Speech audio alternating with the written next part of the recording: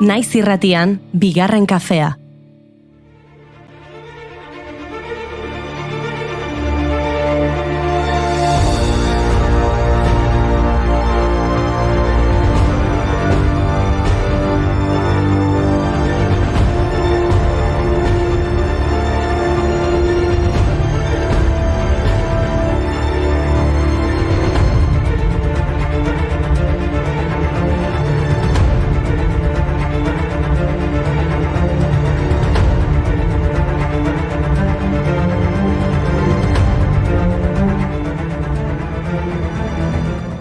Arratsaldeon, ongi etorri bigarren kafera. Gure laborategian liburu, disko, kamera eta musika tresnak pilatzen ari dira. Hau dagoeneko ez da irrati estudio bat, hau museo bat da. Gerturatu zaitezte ikustera, beldurrik gabe.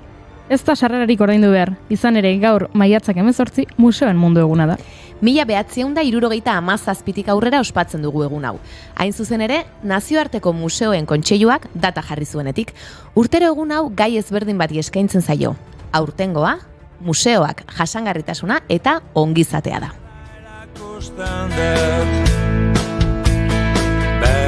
Behatzaz arako argailkaria, Ispiluan museoa edo bestelako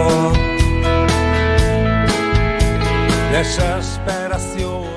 Horregatik, erabaki dugu gaurko efemeride bakoitza museo batekin lotuko dugula. Adibidez, gaurko egunez 1954ko maiatzaren 18an sortu zuten Euskal Mendizale Federazioa. Elgetan sortu zuten Araba, Bizkaia, Gipuzkoa eta Nafarroa garaiko mendi elkarteek sustatuta.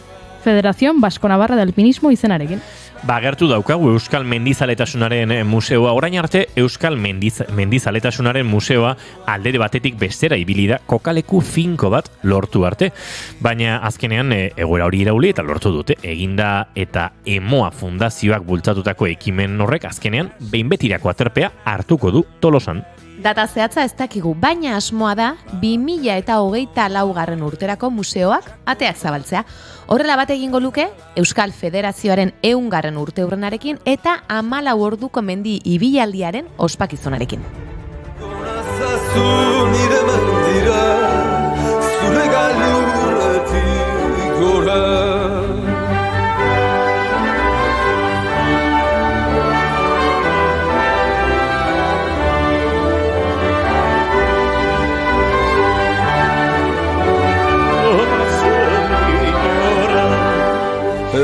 Hortaz, museo berri horretan ikusgai jarriko dira interes historikoko pieza eta dokumentu asko.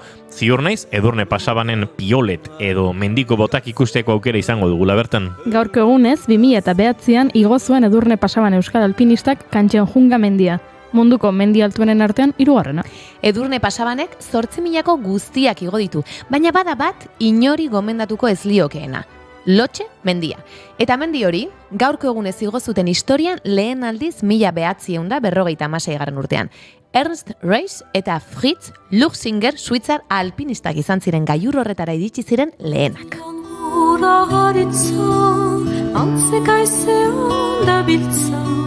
Itxasoaren arimak dakar urgainean bitxa.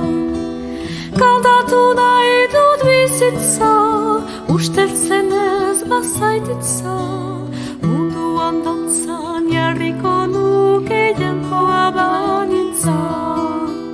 Kaldatu nahi dut bizitza.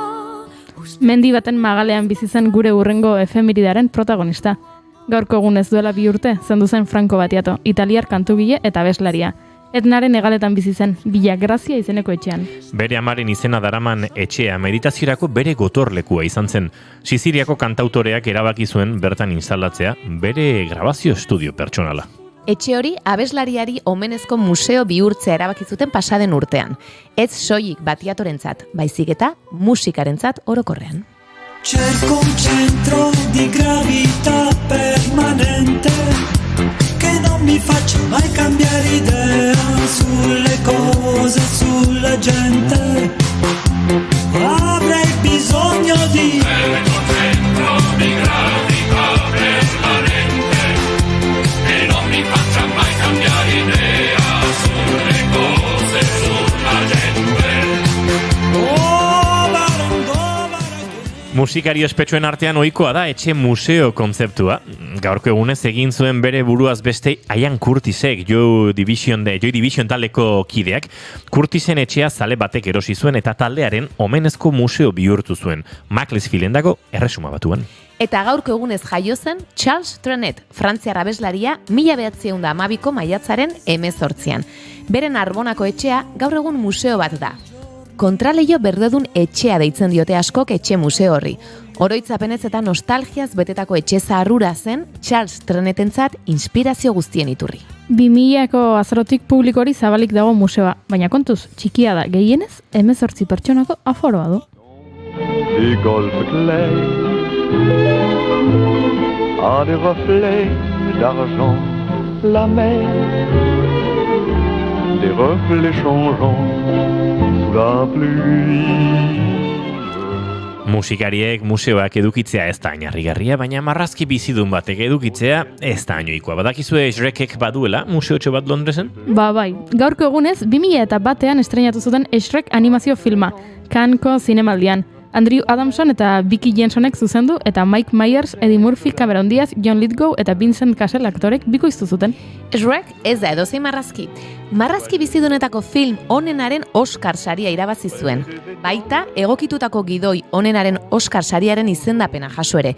BAFTA sarietarako ere 6 izendapen jaso zituen. Eta segulako soinu banda du. Somebody once told me the world is gonna roll me. I ain't the sharpest tool in the shed. She was looking kind of dumb with her finger and her thumb in the shape of an L on her forehead. Well, the years start coming and they don't stop coming. Fed to the rules and I hit the ground running. Didn't make sense not to live for fun. Your brain gets smart but your head gets dumb. So much to do. Eta museo bat jarri beharko diote Juan Mari Irigoyen idazleari. Atzo zendu zen, 74 urte zituela. Eleberrigintzan aritu izan da berezik Irigoyen, baina poesia liburuak eta haur eta gaztentzako obrak ere idatzi ditu.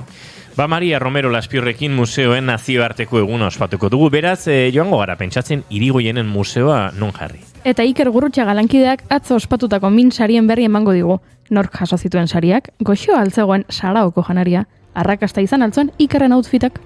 Eta Idoia Gereñu etorriko da bigarren kafea hartzera. Antzerki munduan murgilduta dabil eta bere ibilbidearen errepasotxoa egingo dugu. Eta nola ez, astebururako planen zerrenda osatu dugu. Adi egon, ikuskizun batzuen sarrerak agortzear dira eta.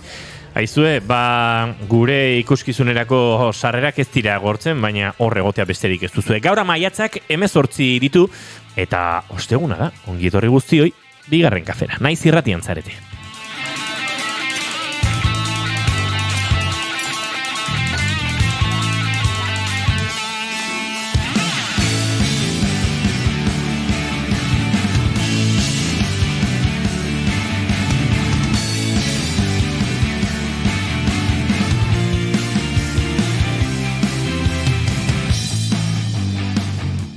Zuekin entzule, Oiana Maritorenaken be. Atxaleon!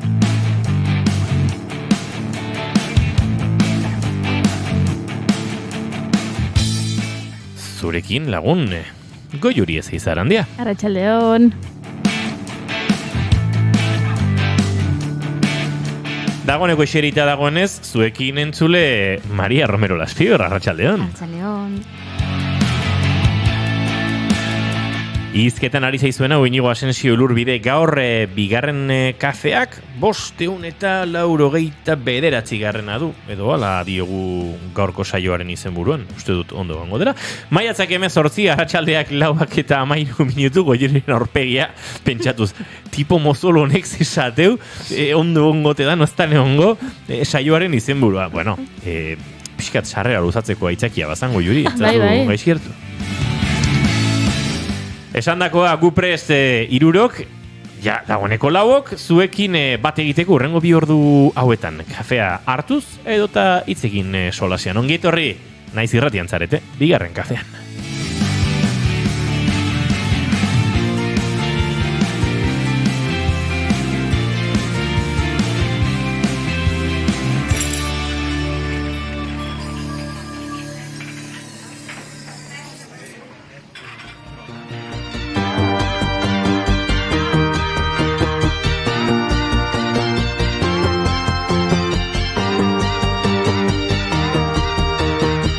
Voglio vederti danzare come le zingare del deserto, con candelabri in testa o come le balinesi nei giorni di festa.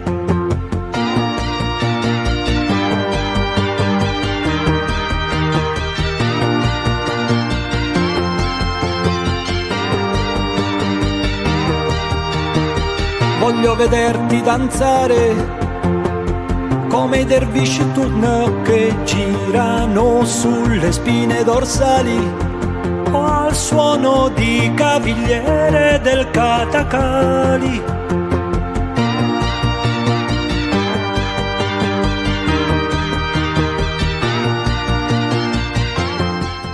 Kontatu bezala, duela 2 urte zendu zen gaurko egunez Franco Battiato, abeslari eta kantugile italiarra.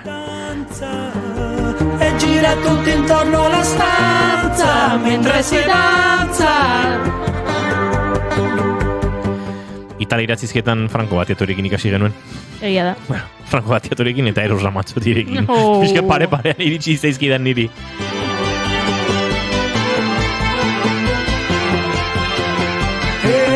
Radio Tirana trasmette musiche balcaniche mentre danza. Oiana Maritorena genbe zein da zure maite duta, etzia zu aurpegi horrekin begiratu. Ja, egia esan usteten naizela oso originala izango eta Goiuri ez dizut kenduko, Baino... hartu.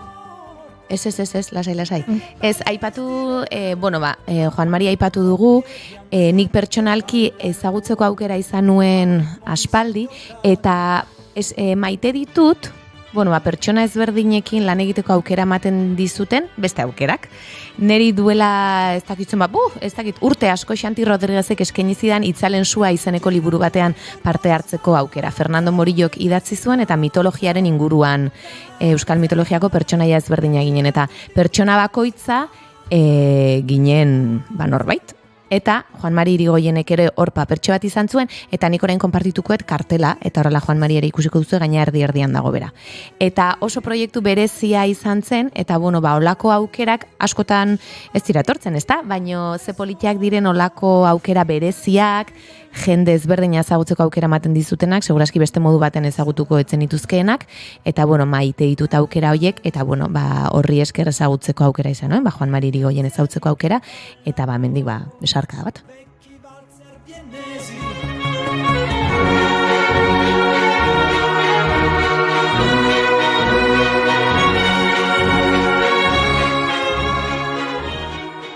Zein da zure maite dut, Goiuri? Maite dut ez bat eta maite dut bat dauzkat? Hasi nahi duzun tokitik. Maite dutarekin hasiko naiz.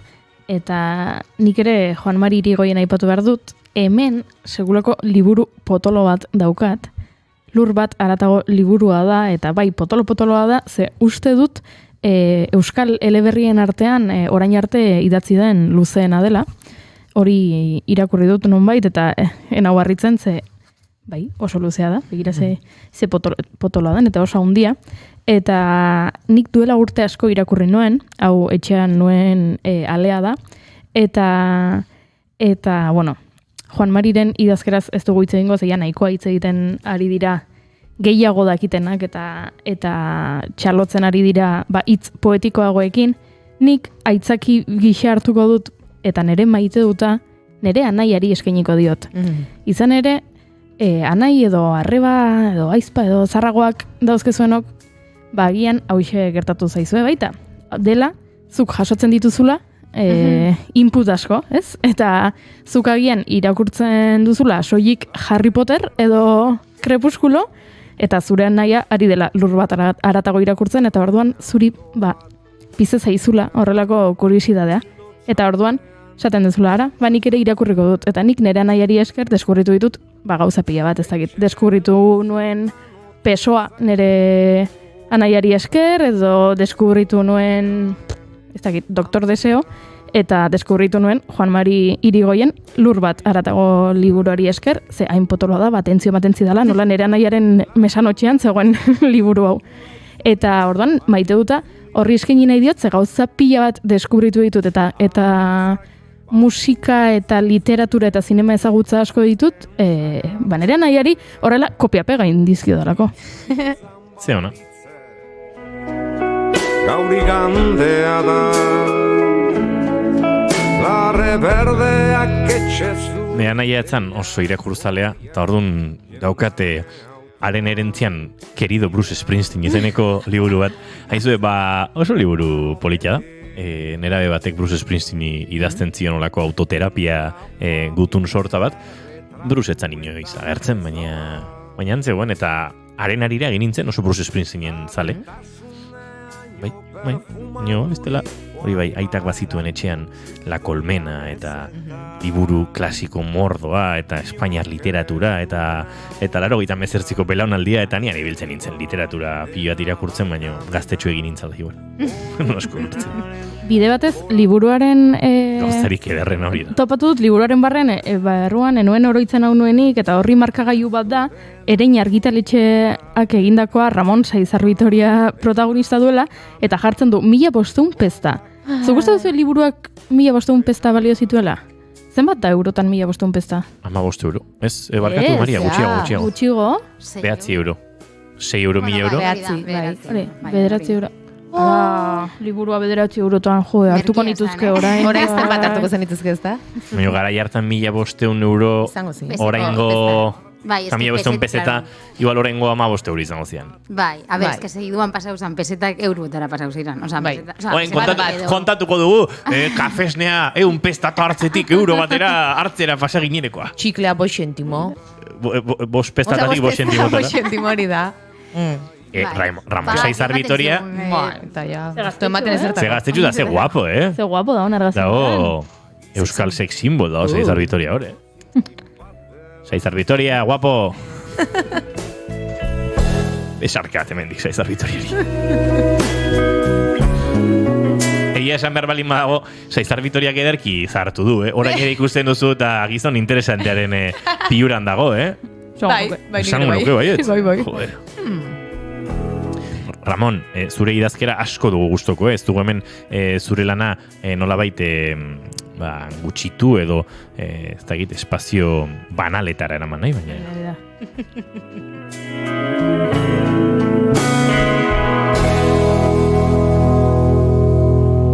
Maria Romero Laspiur, zina zure maite duta?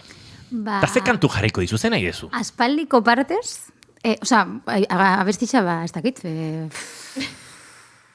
Blondiren, justo Atomic abestia. Honekin bat dator. Aspaldi zenekala holan maite dut bat pentsauta lehen dikan. Ja, etorri nahi, maite dudakin. Etxeko lanak eginda. Etxeko lanak eginda. Eta, aste hontan justo lagun batek eskutiz bat bidali dezta. Eta hori aspaldi ez neman jasotzen. Superpolitas, azkenean ez dugu jasotzen olako gauzak, ja? Eta postalak. Egia da, elektronikoa izan da. Baina berdin da. Berdin da, bai, eskerrik asko. Gauzia da, idaztia. Eta beran eskusa izan da, bera dabil arte ederrak ikasten, berak aspaldi ikasi zitxula beran ikasketak, baina, bururatu zitzaion berriro ikasketekin jarraitzea, eta arte ederrak ikasten hasi da. 30 urtekin. Eta, ez dakit, asignatura batian, eskatu zioten eskutiz bat idazteko lagun bateri berantzako garrantzitsua izan dana, beran formakuntza kreatiboa moduan.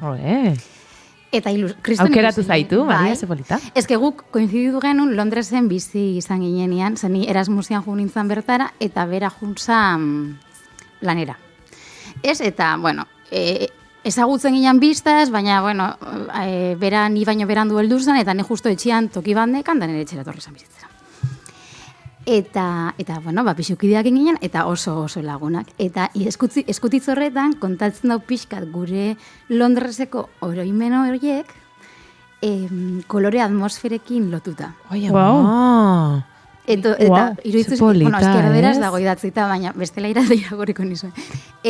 Oso polita da, azkenean kontatzen du, bazelan bertako bizipenak ziran oso gorriak.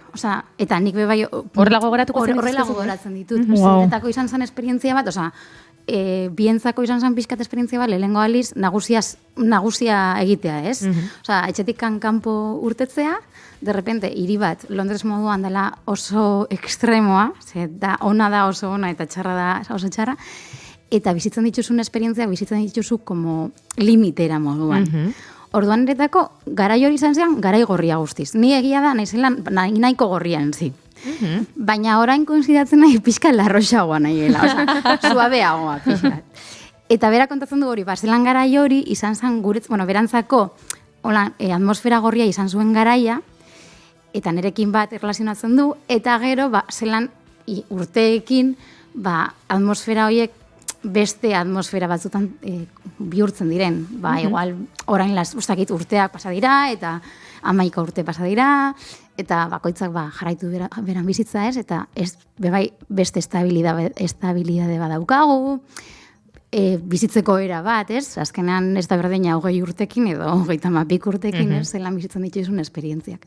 Eta hori dena, kolorekin, hori, nazten zuen, eta iruditu zitzaidan superpolita. Zen nik bebain eretako koloreak oso garrantzitsua dira. Eta nik uste dut, jendeak kolore bat dukala, beti pentsatzen dut.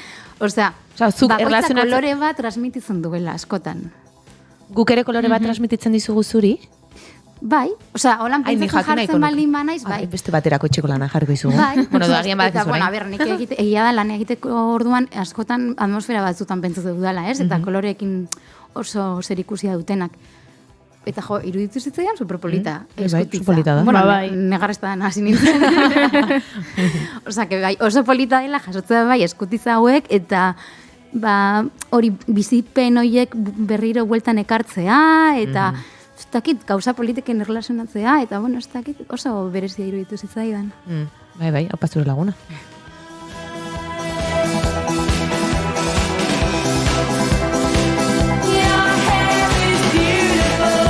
Eta beste haipini dut, ze garaiko... Garaian entzuten zenuten. Bai, asko entzuten genuen abesti bat izan zen.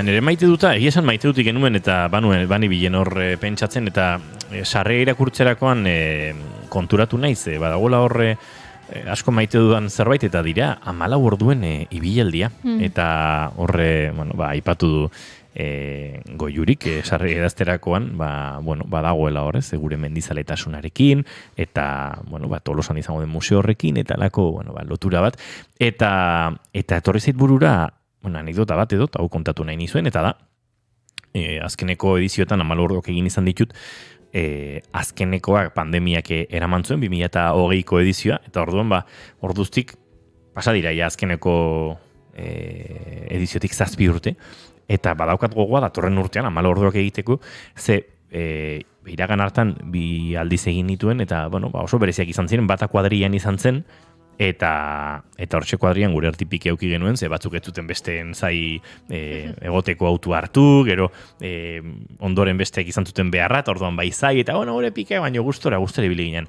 Baina azken edizio egin nuenean, orduan nire bikote zenarekin egin nuen, eta kontuanik bezperan kontzertua nuela Lauro bat taldearekin, Andoaingo Gaztetxean jotzen genuen. Baina gurekin jotzen zuen Burundanga izeneko talde bat. Han zebiltzan Inigo Zerruia, Txiki gaur egun Izaro eta Sara Zurzaren bajista dena, Julen Barandieran, eta etorri ziranara, eta nik taldearekin adostu nuen, liada bolo hau, bihar goizeko 5 erditan abitu behar dut 14 urtako ibilaldi egitera, baina, aurreneko jotzen genuen, esan, ordu batak alderako etxean zaude, egia da, horrelakoetan askoz gehiago ere ez duzula lo egiten, ze, horrengo eguneko orduritasunak eta kontua da, Donostian ez dakit non Burundanga taldeari beste bolo bat egiteko proposamena eskaini ziotela, eta eurek nahi zuten aurretik ondoren Donostiara beste bolora jotzea joateko. Eta noski, zuzaude Gaztetxean, antxe, gora rock and rolla, eta zerango jezu, ez bihar mendira joan burdelako goizetik.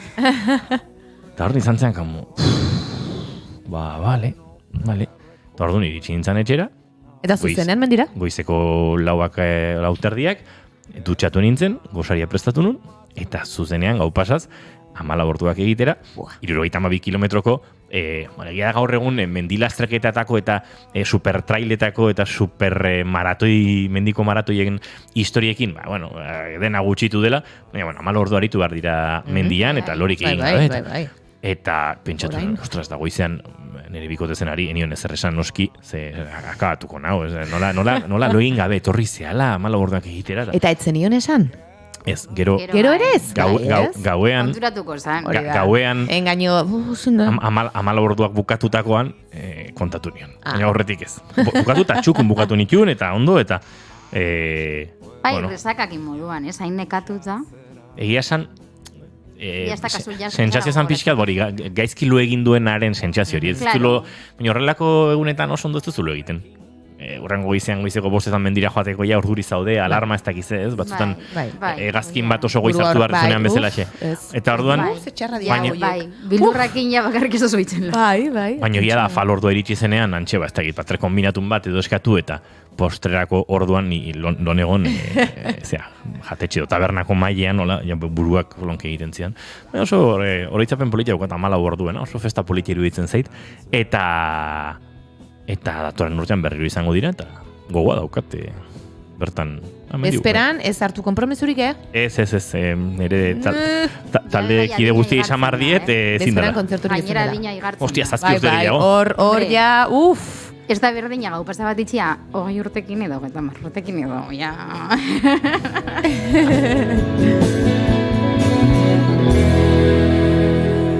Arratsaleko 4:00 ondo pasata, bagoaz aurrera gaurko saioaren lehen gai zentralean murgiltzera, museoen nazioarteko egunaren inguruan aritu behar dugu, eta Maria Romero Laspiurrekin.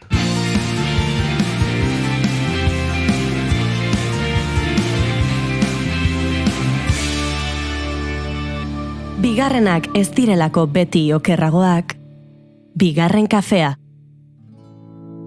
Que nadie sepa lo que aguantaste por no estar solo. La de mentiras que te he contado. Si tú supieras, cuando llamabas y no cogía, estaba con otro. Te devolvía todo el daño de años atrás. No quiero que se enteren. Maria Romero Laspiur, nondik abiatuko dugu bideia?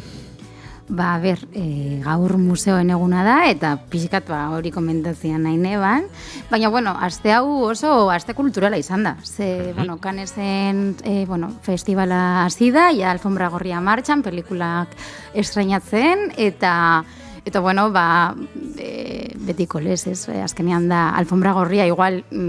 Oskarrak baino garrantzitsuagoaz, azkenean pasatzen dira bertatik aktoreak, modeloak, monarkak, porque, claro, Monakoko jendea ere gerturatzen da Canesera, bizkadanetik egoten da hor, oso glamuroso, baina, azkenengo programetan asko hitz egin dugu modari buruz, eta aurten pixkat museoekin zer ikusia dituzten gauzak, nahiago nitxun aipatu, ez? Eta gainera gaur izan da eguna, hobeto. Eta gainera, komentatzeko pixka bai, asteburu hontan dauden ekitaldi guztiak, bizita gidatu guztiak, eta hori dana, jendea animatzeko bai pixka gerturatzera eta plan kultural bat egitera, ez? Eta honekin bat bai, hori aste honetan izan da zinemaren astea. Supongo, jende asko aprobetxau dagoela bai zinemara juteko, urbiltzeko. Zuek egon zarete? Ez. Ez? Bai. Zer ikusi duzu? Gelditasuna ekaitzean. Nik ere! Hori aipatzean nahi neban, oian atopatu neban. Pelikulan. Ikustea jo nintzen bai. Guk, Hueskara ikustera joan? Ikusia duzu, Zinemalian ikusi zenuten. Bai. Nik ikusi ditut euskaldun pelikula. 20.000 erle espezie, eta hori. Orduan, Kriston... Biak oso politak, egia esan, hori, aste honetan aste kulturala izan dela. Eta uste dut, ez dakit gaur irakurri dudan edo zinema datuak, ikusle kopuruaren datuak atera dira, eta esan dute bai irati, bai espezie eta bai gelditasuna ekaitzeanek nahiko publiko izan dutela, eta hazi egin dela Gipuzkoan, ez dakit, 160 edo zinemara joandako kopurua, holakon bat. Bizkaia honetan azken urtean edo, bai. Posten nahi. Eta euskal pelikulek izan dutela bere arrakasta, izaten ari direla. Hori da, azkenean pelikula oso nakari dira egiten eta aurkezten, eta, animatzea jendea ez baldin badajun, jutera, eta gerturatzera zinemara, eta ikustera pelikula hauek oso politak girela, eta bertakoa gainera euskeraz, eta erderaz, eta hori. Eta hori polita dela. Eta honekin bat, hori jarraituko dugu museoen egunekin. Agertzen da museorik pelikula hauetan? Uste dut, ez? Esango dugu, Altxerri taberna badela museo natural bat. Taberna museo bat. Bai, horrela hartuta, bai. Han daude munduko eta historiako jazz musikaririk onenen argazki erakusketak nola esatean. Bai, eta kontzertu hor politak egia, ikusi Andrea Buenavista izan dela programa ireki duen, ontzen, programa edo tarte hau ireki duen abestia, eta Andrea Buenavistaren kontzertu hau izan zela ondela pare bat hilabete Altxerren, eta oso polita eta berezia izan zela, porque berak karakter berezia dauka, eta bai, Altxerri da toki bat, hori, bazkenean jasaren, espazio txiki eta polita, ez? Donostin. Jende asko ez dago ezagutzen. Ke ba, ez. Eta merezi du, azkenean astebururo daude holan kontzertu txikitxoak, orain da badabak eramaten du gestioa, eta bai. Baita, nik uste eman diotela, ez? Ari direla kontzertuak gero eta gehiago, azken aldin jetxi zen asko, eta aldaketak izan zituzten, baina orain badago programazio, bai, badute programazio. Eta dauka kutsu bat, piano bar kutsu bat. Bai. Dala oso politaz, ezkenean dia kontzertuak askoz gertuko ahoa moduan, ez? Ez dagoen eszenario garbi bat, bai, badago, baina pixkat publikoarekin bat, oso gertukoak sentitzen diren kontzertua dira. Neri gertatu zaitala ere noizbait eta esan behar dut, betea baldin badago, eta ez baduzu eserlekurik aurkitu, zaila ikustea, jendea zutik dagoelako, eta bar. Bai, eta ezin gozatu hainbeste. Hori ere onartu behar dut. Generalki ez da egoten egin beste jende. Bai, bazakit zein eta ju nintzen, eta beteta zeon, eta ez genuen ikusten. Batzen naiz. Ba, hori. Baina ez Juan, Juan da dia jendea. Hori da, Juan, eta disfrutatu. Bai, hori da.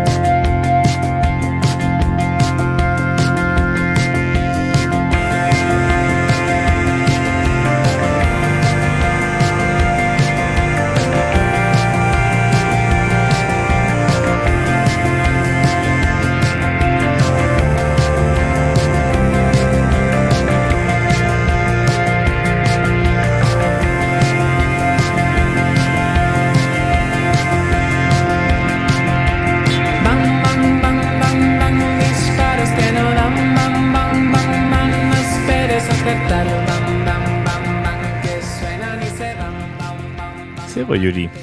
Pentsatzen ari nintzen abesti oso entzungo dugu. Zuten ari ginelako asko, eta nik ja itzegin nahi dut museotaz. Vale, barkatu, nik gustatzen nahi Bai, polita da bestia, baina eske gaur museoen mundu eguna da. Vale, barkatu. Maria, gaur museoen mundu eguna da. Bai, garrantzitsua eta oso polita ospatzea hau. Urtero ospatzen den ekitaldi bada, eta gaurko gortian, lema da museoa jasangarritasuna eta ongizatea. Eta, pixka lotu dituzte beraien ekintzak jasangarritasunaren gaiarekin. Ez, gia museo guztio batzuk ez dute hainbeste lotu eta beste batzuk gehiago, betiko moduan, baina, gaur eta asteburuaren zehar eta batzuk hilabetearen zehar ekitaldi desberdinak antolatzen dituzte, gaur ia museo guztiek dohainiko sarrera dute, bueno, animatzen balin basaret eta arratzalean ez balin badaukazute holan ezer berezia itxita, bueno, plan oso polita da museora gerturatzea, eta gero kaina bat hartzea edo lagunekin afaltzea, azkenean. Egia da, guri plan gastronomikoak asko gustatzen jakuzea. Orduan, lotu balira plan olako plana, gero zerbeza batekin edo pintxupoterekin. Nik hemen gauzatxo bat daukat aipatzeko. Ze esango dugu eta aipatuko ditugu Euskal Museoak eta esan bezala gehienek gauzak antolatuko dituzte eta askotan sarrera doainik izango da, baina jakintza zuela Baionako Euskal Museoak erabaki duela museoen nazioarteguna ospatzeko gaur itxita egongo dela. Beraz, bada espada, agian entzuten egongo da norbait Baionan eta esango da, begira. Beraiek ospatzera jundira. Baionako Euskal Museora jungo naiz gaur, museoen nazioarteko eguna delako. Ez, erabaki dute gaur, itxita egongo dela. Bueno, hori batzuk eta batzuk ez daukate doainik, harrera. Hori egia da, txida leku adibidez, nik uste dut ez dutela doainiko sarrerarik matien edo. Baina, bueno, gehienek bai, eta, bueno, duda baldin badaukazute, sartu egunetan, eta bakiratzen da, eta horra gertzen da informazio guztia. Egia da, ia denek hori, jasangarrikatasunarekin bat, aldaketak saiatu direla egiten, eta ekitaldi hauetan, pixkate gaia sartzen, batzuk energiarekin bat, kontsumoa murrizteko eta argiztapenak aldatzen hasi dira, argi normalak erabil beharrean, LED argiak ipintzen beraien erakusketetan, eta horrelako gauzak, eta gero, bebai aipatzekoa da, museo asko kantolatu dituztela ingurumena eta naturarekin bat, lotuta dauden ekintza eta ekitaldi desberdinak. Eta komentatuko ditugu. Egia da bebai, postasunez, pandemia aurreko zenbakiak igotzen ari direla eta bizitak igo direla pila bat azken hilabeteetan museoetan, zindema moduan jendea gerturatzen ari dela eta igartzen dela azkenengo hilabete hauetan, 2023ko hasierako hilabeteetan igarri dela igoera bat eta batzutan mantendu dela pandemia baino lehenagoko zenbakietan. Eta hori notizion bada. Azkenean, konturatzen da, hasi gara bueltatzen bizitza normalera, plan gehiago egiten, eta bildur barik pixkat era ontako planak egitera, ez? Lehen nik uste jendeak pixkat igual toki itxetara bildurra zeukala, edo beste denbora COVID-arekin pasata gero, jende nagusia batez ere nik uste dute respetu pixka bat zeukala toki itxiei, baina igartzen dela zineman eta museoetan, gero eta jende gehiago ari dela gerturatzen, eta pixkat bizitasun hori bueltatzen. Pixkanaka. Aurreko bizitza berreskuratzen. Nik uste dut pixkan normaltasunean gaudela, ez? Aurrekoan esan zuten, OMSek esan zuela, pandemia batu dela, eta... Edo behintzat, pandemia edo krisi sanitario, mundu mailako krisi sanitario etiketa hori kendu bertziotela gaixotasunari. Behintzat, jarraituko duela gurekin elkar bizitzen, baina... Horrek esan nahi du, txertori gabe bidaiatu daitekela, edo hori herrialde bakoitzaren erabakia. Hori herrialde bakoitzaren erabakia da. Baina nik uste dut gero eta herrialde gutxiok eskatzen dutela, ez? Honek esan nahi du, museoetara, lasai asko, joan zaitezkela. Hori da. Espaldi, baino. Baino jende egon baina hori da, jende nagusiaren zat, pixkate lasaio joan aldirela. Eta horita, egia da, antolakuntza, daudela ekitaldi pila bat, Gipuzkoako museoak antolatu dituztela ekintza desberdinak, eta nik aukeratu ditu dela gaur 3 ekintza. Ados. Bat da, Donostiako Itsas Museoak antolatzen duena. Donostiako Itsas Museoak antolatzen ditu bi bisita gidatu doainikoak asteburu hontan. Asteburu hontan? Ez. Atzo eta gaur. 17-18 da atzo eta gaur. Asteburuan beste batzuk antolatu dute. Hauek atzo eta gaur. Eta batzuk dira euskeraz eta erderaz. Eta gero antolatu dute lantegi bat, asteburu hontan larun bat arratzalean egingo dena, dela serigrafia edo transfer lantegia. Beraiek hartuko dute ondareari begiradak izeneko erakusketan erabili dituzten albaolako egur batzuk oinarri moduan, eta erakusketan agertzen diren txalupen eta, lehengo argazki batzuek estampa moduan erabiliz, egingo dituzte, erakutziko dute zelan egin transfer bat egurraren gainean. Wow. Eta, pixkat erabat berrerabiltzeko daukagun, egur zaharrak edo topatu alizak egunez, egur bat etxean botatzea nahi deleguna edo, eta bihurtu arte obra bat. Ez du zetan izan behar egur bat, hau adibidez albalako egurra dira, baina adibidez etxean, armario bat puskatzen degunean edo berria erosteko edo lo que sea, egur hori aprobetxatu eta transfer bat egiteko, bertan erakutzeko dute zelan egin transfer hori, eta gero aprobetxatu ahal dute bakoitza beran ikasi duena lantegian, beran etxean egiteko, adibidez. Ze politxo. Eta lantegia kostatzen du 3 euro, azkenan simbolikoa da, eta nik uste dut, oso interesgarria izan dela, eta lame erakusketara ikusi eta pixka bat horri buruz ikasteko. Bai. Eta gero, Igartu Beiti Baserri Museoak ere antolatu du, lantegi berezi bat, naturarekin oso lotuta dagoena, beraiek beti antolatzen dituzte ingurugunarekin eta naturarekin bat datozen ekintza desberdinak, azkenean, baserri bada, eta kokapenaren gatik eta naturaz inguratuta dago.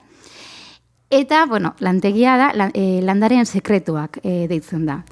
Egingo da, maiatzaren 21, goizeko 11etan, eta, egingo dutena da, partaratzaileekin paseo bat emon, baserriaren inguruan, eta bertan, sendabelarrak identifikatuko dituzte.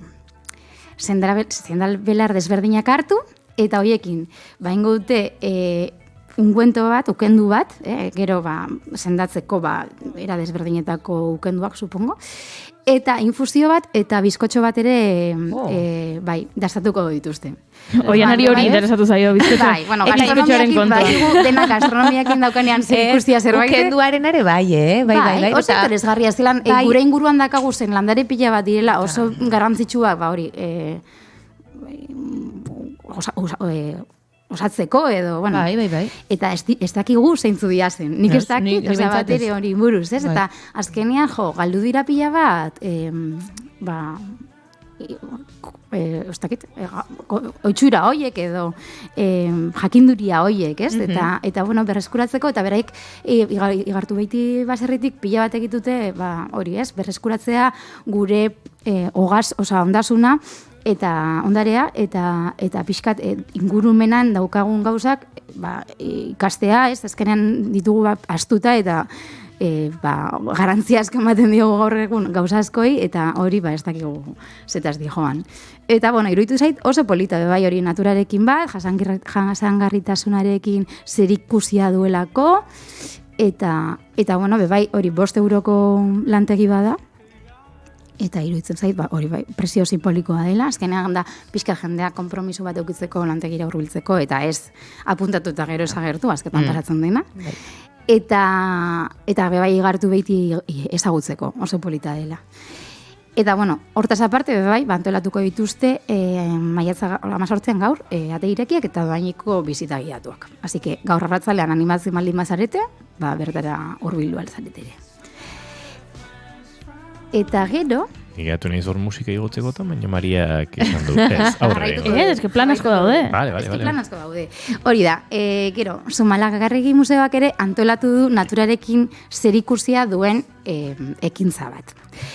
Pixkat Igartu Beitiren antzeko proposamen bat da, baina beraiek egingo dutena da, pasio bat emon bide berdetik, dala, ingurumen, museoren ingurumenetik dagoen Mutiloa Ormaiztegi bidean, antolatuko dute pasio bat, eta bertan landareak topatzen joango dira, ez? Eta Clara Gutierrez, biologa eta etnobotanikoak dinamizatuta joango dira landare horiek identifikatzen eta ikusten zelan landare horiek erabili aldiren sukaldatzeko adibidez. Eta hartuko dituzte landare horiek, Eta gero, dastatuko dituzte, errezeta batzuk prestatuko dituztelako, landare hoien bitartez. Hola. Zeuna. Eta orduan honekin bade bai, plan gastronomikoa, museoa ezagutzeko aukera, eta hau noiz dela esan duzu? Hau da, bai, maiatzak 20an. 20an, larun batean. Bai, larun batean. Osake, hori, asteburuan izaten dira ekintza guztiak, azkenean jendeak, bai, igual, astean zehar ez dauka aukerarik horrelako ekintzarik egiteko, eta, asteburuan, beti daukagu denbora gehiago, eta horlan bebai, lagunekin plana egiteko, aukera paregabea iruditzen zait. Eta hori, zelan gustatzen zaigun asko, gastronomia eratea eta jatea guri, Euskal Herrian, honekin bat, zelan errezeta batzu probatu, horri buruz ikasi, eta museoa ezagutu. Así que plana oso ona. Honek bai 3 euro kostatzen du, ekintza honek, eta, gero, aurtaz aparte, gaur, ate irekiak eta doainiko bizitak idatuak ere eukiko dituzte, museoan.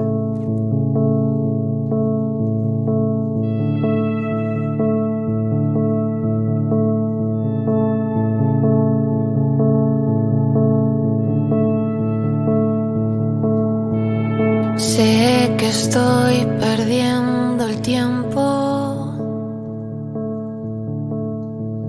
Si me quedo un poco más a llorarle al mar abierto mis problemas de verdad. Bestia gustu jatzu. Oi hori. Gaur abestiekin. Inigo dago DJ lanetan eta grazioso dago horregatik egiten ez parra. Bueno, ingo dugu salto Gipuzkoatik Bizkaiara, eta Bizkaiako museok ere, antolatzen dituzte pila bat jarduera. Eta Bizkaia daukan gauza hon bat, da niretako museoaren eguna ospatzeko daukatela webgune bat.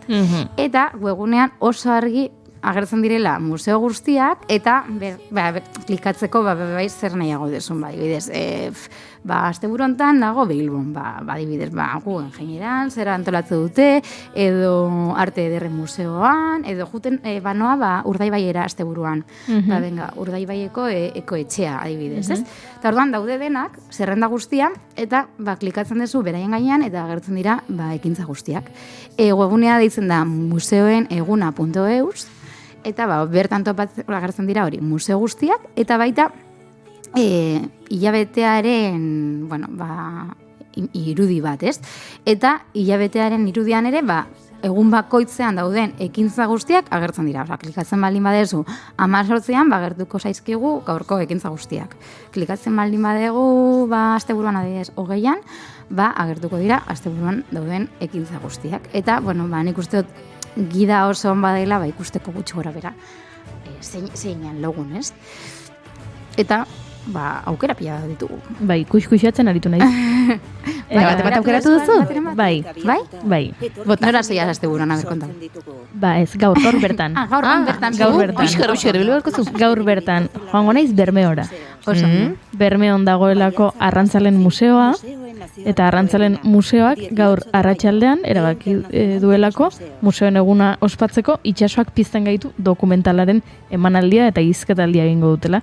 Eta guk hemen itsasoak pizten gaitu dokumentalari buruz hitz egin genuen bigarren kafean zuzendariarekin, eta oso dokumental polita da, eta gaur arratsaldean emango dute, atxaldeko 7etan, sarrera doainik da, eta ez dakit, hain dokumental polita da, iruditu zaidala, Arrantzalen museoan bertan dokumental hori ikustea, izan behar dula, horrek izan behar du zoragarria, zenik nire etxean ikusi nuen, museoan bertan beste xarma bat. Beste xarma badu.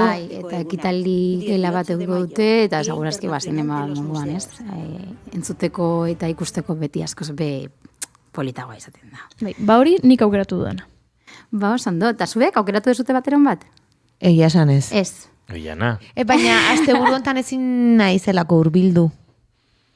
Ni gaur goizean egon naiz, Tolosako Topik Museoaren prestakuntza prozesua bizitzen eta bere langileen estresa elkarbanatzen. Eta hortzen kezkatuta, eguraldia, gero...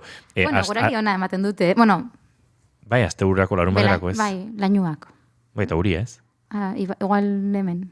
Igual hemen. Donostian beti eguraldi oso nahi egiten du. Eta Ibarren, muzut esango. Ibarren, eguzkia, egunero. Bueno, Ibarren ez dakit, baina... Ba, hortu den kezkatuta. Ibarren badakate, beran arazua Ibarren partidua dakatela aste hontan eta... Nahiko arazua. Dana daudela urduri horrekin. Igoera jokoan. Claro, horrekin daudela urduri. Bai, esan duzu, zen partida balitz bezala, eta ez noski konturatu nahi. Urduri bai. Asko dagoela leian.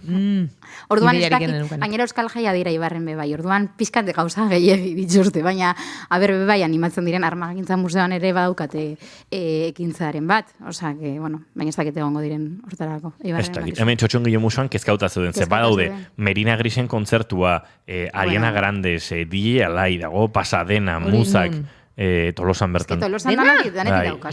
Noiz da hori guztia, baina noiz zen Azte buru onta. Marina Landaren proiektu pertsonalaren ez da egite estreineko, baina lehenengo kontzertuetakoa, talde formatuan, gauzan mordoa daude, Aragi Festaren barruan, eta Txotxongile Museoare... Eta ez soilik Aragi Festaren barruan. Ez, Merina Grisen kontzertua adibidez da Gipuzkoa Tur izeneko gazteen turre horrelako izena duela dela Aldundiaren proposamen bat. Bai, gazteria saiarekin elkarbanatutakoa xetasun guztiak emate aldera. Etzan dezulako, Aragi barnean dagoela eta agian vegetariano eta vegano oren bat daukago entzuten eta esaten du, gustora joango nintzateken Merina Grisen kontzertura, baino Aragiren festaren baitan balin bada ez naiz gerturatuko eta kasu honetan ez da. Hori argitu nahi nuen. Merina Griseko kideren bat vegetarianoa dela. Ez dakit. Nola, ez dakigu zein diren? Bai.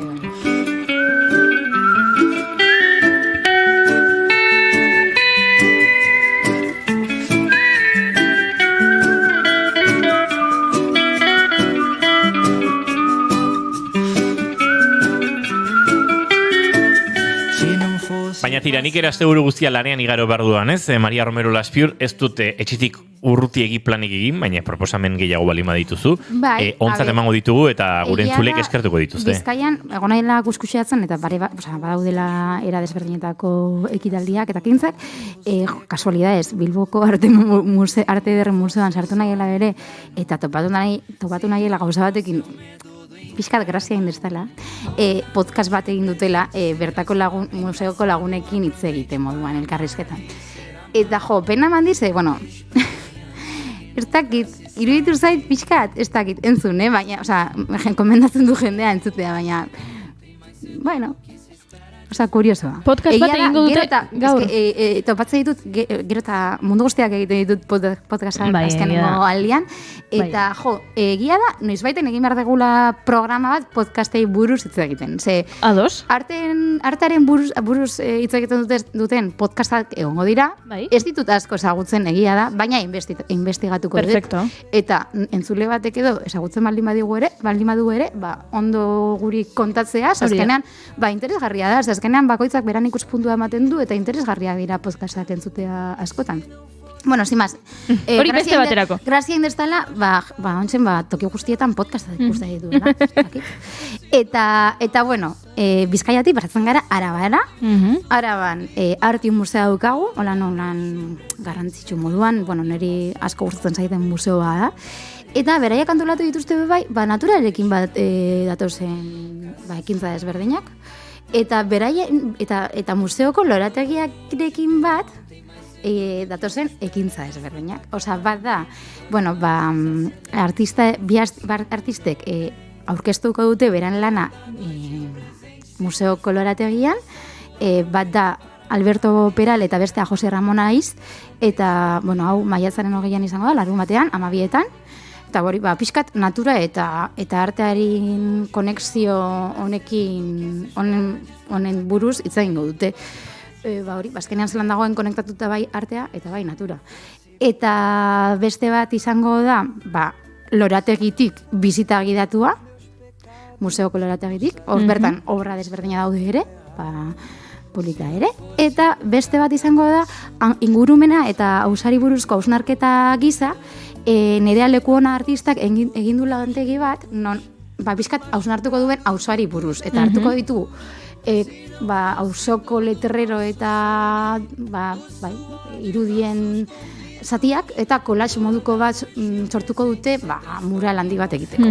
Eta pixka da hausnartzea gure ingurumena zelakoa den, eta zelan hobetu dezakegun ingurumena hori. Begira, aurtengo lelo hartu dute, eta oso aproposa ez, jasangarritasuna. Polita, bai. Eta hau ere, larun batean uste dela. Eta izan da publiko irekiarentzat. Izan alda nagusia edo umea ere, uste 12 urtetik aurreko publikoarentzat. Zenbat plan hola aukeratu? Plan asko, bai. Eta justo orain, ane Errotaetxek pasade ezta, entzun dezta Zumalakarregi museoko ekintza honi buruz hitz egiten negoala, eta berak pasau dezta menua zelakoa izango den. Rotaetxeari da, erratza etxean pasatzen, ez da? Pasauko dezu eto lan partekatzeko. Menua zein den, azkenean, polita da, eta postrea, loretsua da. Ere, lorekin egindako postrea. Egia da, gero eta gehiago ikusten dudala, gastronomian loren erabilpena. Egia da. Eta kuriosoa hitzen jata, azkenean oinarte egia ez dugu ikusi, eta goxua daude, lora. Egia da, Javi Rivero sukaldariak esan zigun, oso modan jarri zirela duela urte batzuk, baina soilik platerak apaintzeko. Eta azkeneko urtean berak ere nabaritu duela aldaketa bat, eta orain jateko eta lore jangarriak erabiltzen dituzela beraiek adibidez, eta bagoa zela pixkat bide hortatik. Eta toke berezia emate dute zaporean, Eta zezarantza izaten genitun batzutan, hau jan daiteke edo ez? Bai, askotan, en plan, hau jatekoa da, aladornoa da. Aizue, arratsaldeko bostak ditugu, Maria oso presak ezpadabil, azken ordukoaren bila joango gara, eta errematatuko du haren bueltan, edo beste lagurtuko zaitugu, Maria? Bai. Zerutan dago zutren nahi, Eta bost. Orduan agurtu egin marko zaitu. Gero guk aipatuko ditugu. Guk aipatuko dugu ondoren. Bai. Ondo da, Maria Romero Laspiur, eskerrik asko gaur gurera etortzeagatik. Eskerrik asko zuei, eta hori, asteburu ona izan. Bai, berdin. Gu bagoaz, Naiz Irratiaren estudio zentraletara, bertan da, Xabier Creuet lankidea, azken ordukoaren berri ekartzeko. Xabier Creuet segundu bat emaiguzu, hemen erotzen ari gara eta, orain bai, Xabier, arratsaldeon. Arratsaldeon Inigo, arratsaldeon entzule, Osakidetzako sindikatuek ostegun eta ostiral honetarako deitutako greba arrakastatsua izaten ari dela adierazi dute. Lehenengo eguneko lanuzteak goizeko txandan 50%ko jarraipena izan du sindikatuen arabera. Jaurlaritzak aldiz 9,9% mugatu du eragina. Eguerdian hiriburuetan manifestazioak egin dituzte, zerbitzu minimoei dagokionez, ospitaleetan jaiegun bateko ohiko langileak ari dira lan egiten. Lehen mailako harretan, ambulategietan, larupatetan, irekita zeudenean lan egiten zutenen berdinak izango dira langileak. Zentralek bereziki kezkagarritzat jotzen dute lehen mailako harretanen egoera eta langileen egoera gero eta prekarioagoa. Behin-behinekotasun tasa handia duela salatuz. Baita lanaren gainkarga sistematikoa ere. Sindikatuek adierazi dute osasun sailak mobilizazioa beste biderik ez diela utzi negoziazioak pairatzen duen blokeoa dela eta. Lab sindikatuak bestalde Nafarroako administrazio publikoan hauteskundeak irabazi ditu. Duela 4 urte baino 11 ordezkari gehiago izango ditu, parte hartzea 54%koa izan den hauteskunde sindikaletan. 77 ordezkari lortu ditu Nafarroako funtzio publikoan eta honi gehitu, sindikatu abertzalea ere lehen indarra izan dela Osasun Publikoaren Institutuan, Zultzaileetan, Nafarroako Kirol Institutuan eta Euskara Bidean. Eta azkeneko hildotik Zaporeak elkarteak Lesboseko egoeraren berri eman du. Egoera pozgarria bezain larria dela adierazi dute, izan ere sukaldeak kozinatu dezaketen plateren mugara iritsi dira, baina errefuxiatu esparruetan geroz eta jende gehiago dago, beraz geroz eta behar handiagoa dago. Horregatik bazkidetza kanpaina abiatu dute diru eta baliabideak lortzeko. Joera daka, errefuxiatu kanpamendua, geroz eta pertsona gehiago egotia, beraz, gure sukaldea geroz eta pertsona gehiago eman bat genioke. Azkenean noiz ulertzen dugulako ez, eta ikusi dugulako baliago dauden beste elkarte medikoekin egiten dugunean, konturatzen dira gure elikaia, gure eklazioak edo... Egoera larria dela errepikatu dute behin baino gehiagotan eta egoera hobetzeko bazkidetza kanpaina abiatu dute. Uztailak 2 amaituko da, behin baino gehiagotan egin izan duten kosk ekitaldiarekin. Eta Euskal Errepideak garbi ditugu oraingoz, beraz, arratsaldeko 6etan bueltatuko gara, informazioaren ariaren 3. edizioarekin. Gero arte. Eskerrik asko Xabier Creuet, aurrera egingo dugu, bigarren kafean.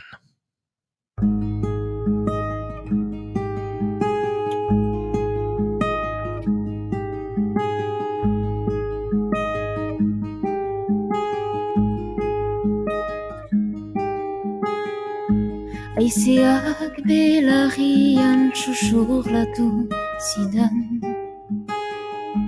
Irrazeman zoaz orain imendikan.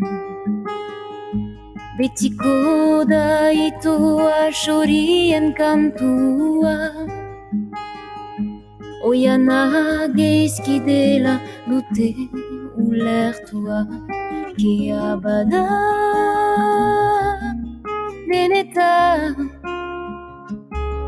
dolamena airean.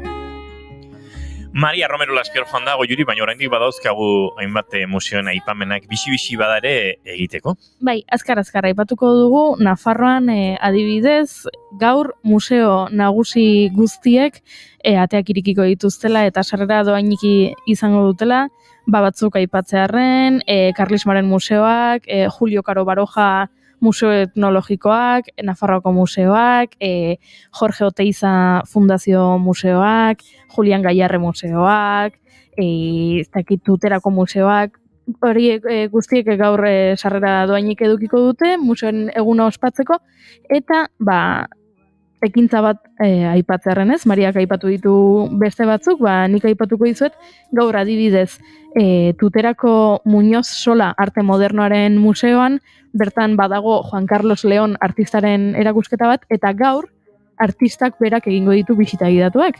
Juan Carlos Leonek eta oso politia iruditzen zait hori, ze askotan museo batera joaten zarenean ikusten dituzu artelanak, eta museoko langile batek, oso ondo, azalpenak ematen ditu, baina ez dakit, kuadro horiek margotu dituen artistak berak bisita gidatu hori eskaintzea, iruditu zait, harri bitxi bat, eta oso politia beraz, hor, proposamenetako bat.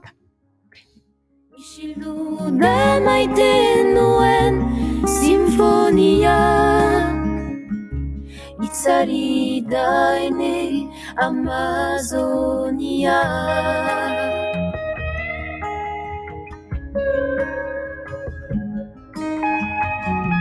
Gure aurrean dute sugarretan eman. Nik aipatu behar nuen justu giza eskubiden zinemaldian, oindala gutxi ospatu den hortan, Carmen Castillo txiletarrak jaso zuen saria, eta bere erakusketa bat egin zuten Okendo Kulturretxean. Eta zinemaldiko larun batean aukera izan genuen, berarekin solasaldi bat izateko, eta gero egintzen erakusketa horretan Carmenekin berarekin bisita egiteko. Eta zu aipatzen ari zinen hori ez, kasunetan ez ziren kuadroak, baino bai bere bizitzaren inguruko irudi, bideo eta bar, eta oso politia da pertsona horre kontatzea. Eta zeuden adibidez kuadro txiki batzuk, eta justu marraztu zituen pertsona bertan zegoen, eta azaldu zigun nondik eta nola sortu ziren, eta horrela askoz politiago edo ulertzen, eta askoz hobeto ulertzen dezulana, eta oso interesgarria dela, hori goiuri esaten ari zinena.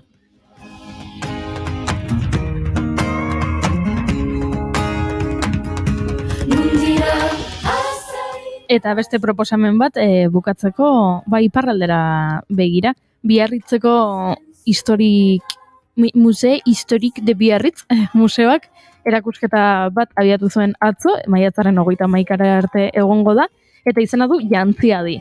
Eta soineko ederrak erakutsiko dituzte Maritzuli konpainiak sortu du erakusketa hau, eta bertan aintzinako Euskal Herriko soinekoen eta jantzien erakusketa bat egin dute, sekulako tela zoragarriekin, hauek asko dira Ameriketatik eta Indiatik ekarritako telekin egindako, oialekin egindako jantziak, beraz oso koloretsuak eta ikusteko oso interesgarriak. Hau, esan bezala, Musée Historique de Biarritzen.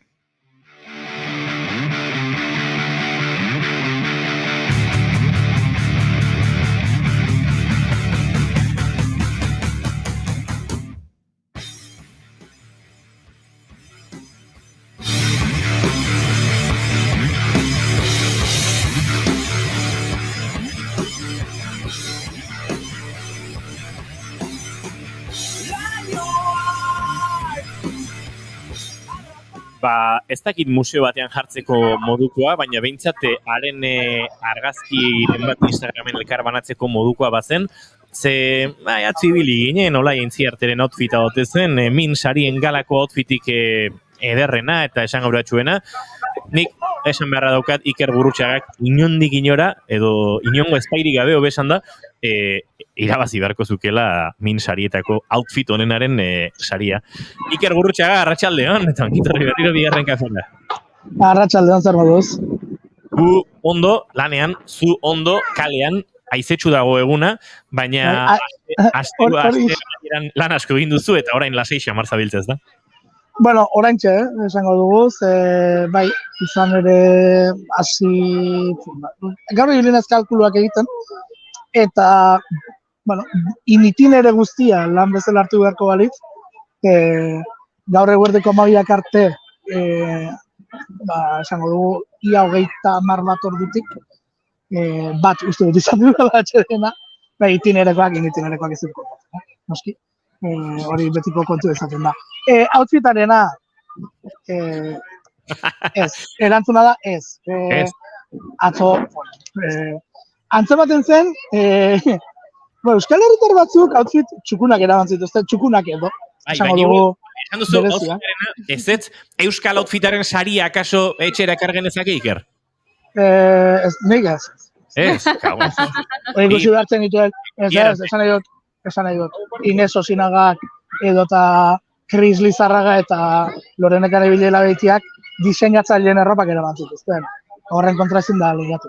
Esan nahi dut, horiak galtzeko dena ditugu. Pertsa horrekin, eta nik nire botoa Gurrutxagari, baina nola epaimailerako minuten deitu, ez du balio, baina Iker Gurrutxaga epaimailean ere izan zen, kazetari bezala kobertura eman zion, min sarien azken ekitaldi horri, eta konta iguzu Iker, atzo, aurreko tarte horietan aritu ginen, prestakuntza lanetan ari zinen, baina behin gala ekitaldia igarota, ze sentsazio eta ze nabarmenduko zenuken? Bueno, nik esango nuke, lehen da bizi hori, ez?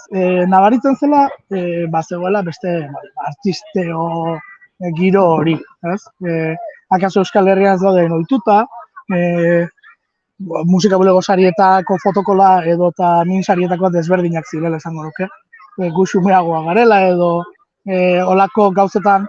Eta aipatu ziguten, bai Ines Osinagak eta bai Aiora Renteriak ere, esan ziguten, hori arrotz sentitzen direla pixka bat horrelako egoeren aurrean, ez daudelako ohituta, ez dakit, akaso, oian ere galdetuko diot, akaso aktoren munduan ohikoagoa da outfitak, horrelako protokoloak, fotokolak, galak ohikoagoak dira musikan baino, euskal aktorentzat, euskal musikarientzat baino esan nahi nuke. Igual izan daiteke, baina nik esango nuke gaur eguneren nazioartean, bai abeslari, bai aktore, bai guztiak direla pixkatola outfitean. Begira, Goiuri kontrolatzen du gehiago modaren kontua, baina abeslariak nola juten diren edo zein, edo Met Galan, denetarik ikusten da, bai abeslari, bai aktore, bai modelo, bai, ez?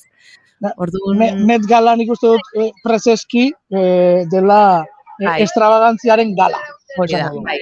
Baina bai, uste dut oraindik hemen kostatzen dela. Baina nik esango nuke aktoren artean ere, ez dakit nik batzuta kostatzen zaigu. Hemen ere pixkanak aldatzen ari da, baita musikarien artean esango nuke, Goiuri, Oiana, Iker, emanaldietarako outfitari dagokionez ere, ez? Ikusi dugu azken hilabete urteetan, Izarok apostoso sendo egindula jantzitiegatik, lehengoan hemen izan genuen Ana Arzuaga, Berde Pratoko protagonista, eta ark ere zaintzen du soineko estetika musikal joera hori, ez dakit, Merina Grisi. Asko dira. Asko dira. Esan nahi dut, Inigo, hor, markatuko egidazu, moztea, etetea. Nik uste dut, lehen ez bezala usartzen direla orain. Bai. Hau da, estetika beti zaindu da. Beti eta asko. Musikariak oholtza gainean ez sinistekoa da. Eta nik uste dut zuk hori hobeto dakizula ni baino. Lurrineraino, esan dut musikariak lurrineraino zaintzen du bere estetika oholtzara igo aurretik. Eta hor uste dut, zuk nabarituko duzula. Kontua da ekitaldiak akaso direla, espazio hori eman ez digutenak, ez?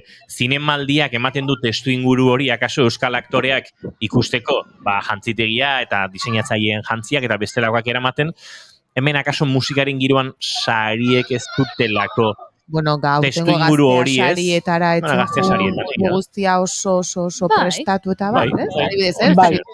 Bai, gaztea sariek nola baiteren nahi dutelako kutsu esango dugu nazioarteko hori ematea, gero, nik esaten nuen, eta, bueno, zuek atera duzu, meloia zabaldu duzu, sentitzen dut, eta aprobetxatu egingo dut, gaztea sarietara gonbidatu ditzatela, hainbeste jartzen dituzte musikariak, ea, sariak ematen dizkioten, eta tortzen, esan nahi dut, nazioartekotzea bai, baina gero hor, gala horretara, ze parafernalia sortzen den, ze outfitekin joaten diren, ze gastu suposatzen duen, euskal artistentzat, gero kuota badakigunean erreala beste bat dela euskal musikarien baitan, bueno, meloi hori zabaldu duzu, eta nik aprobetxatu egiten dut hori esateko.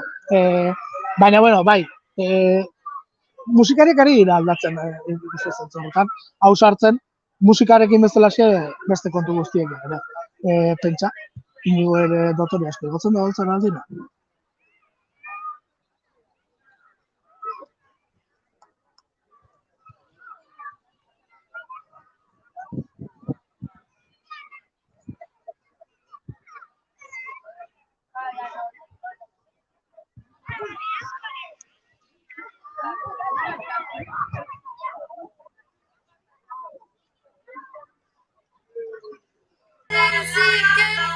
Iker Gurutxaga barkatu, etzen inondik inora zuratzea intentzio, baina arazo tekniko arraro xamar bat izan dugu, eta konexio hori zaigu, ari zinen esaten gaztea sarietan, zalantzarik era ez dadin azpimarra egingo dugu gonbida ditzatela hainbeste entzunaratzen dituzten artista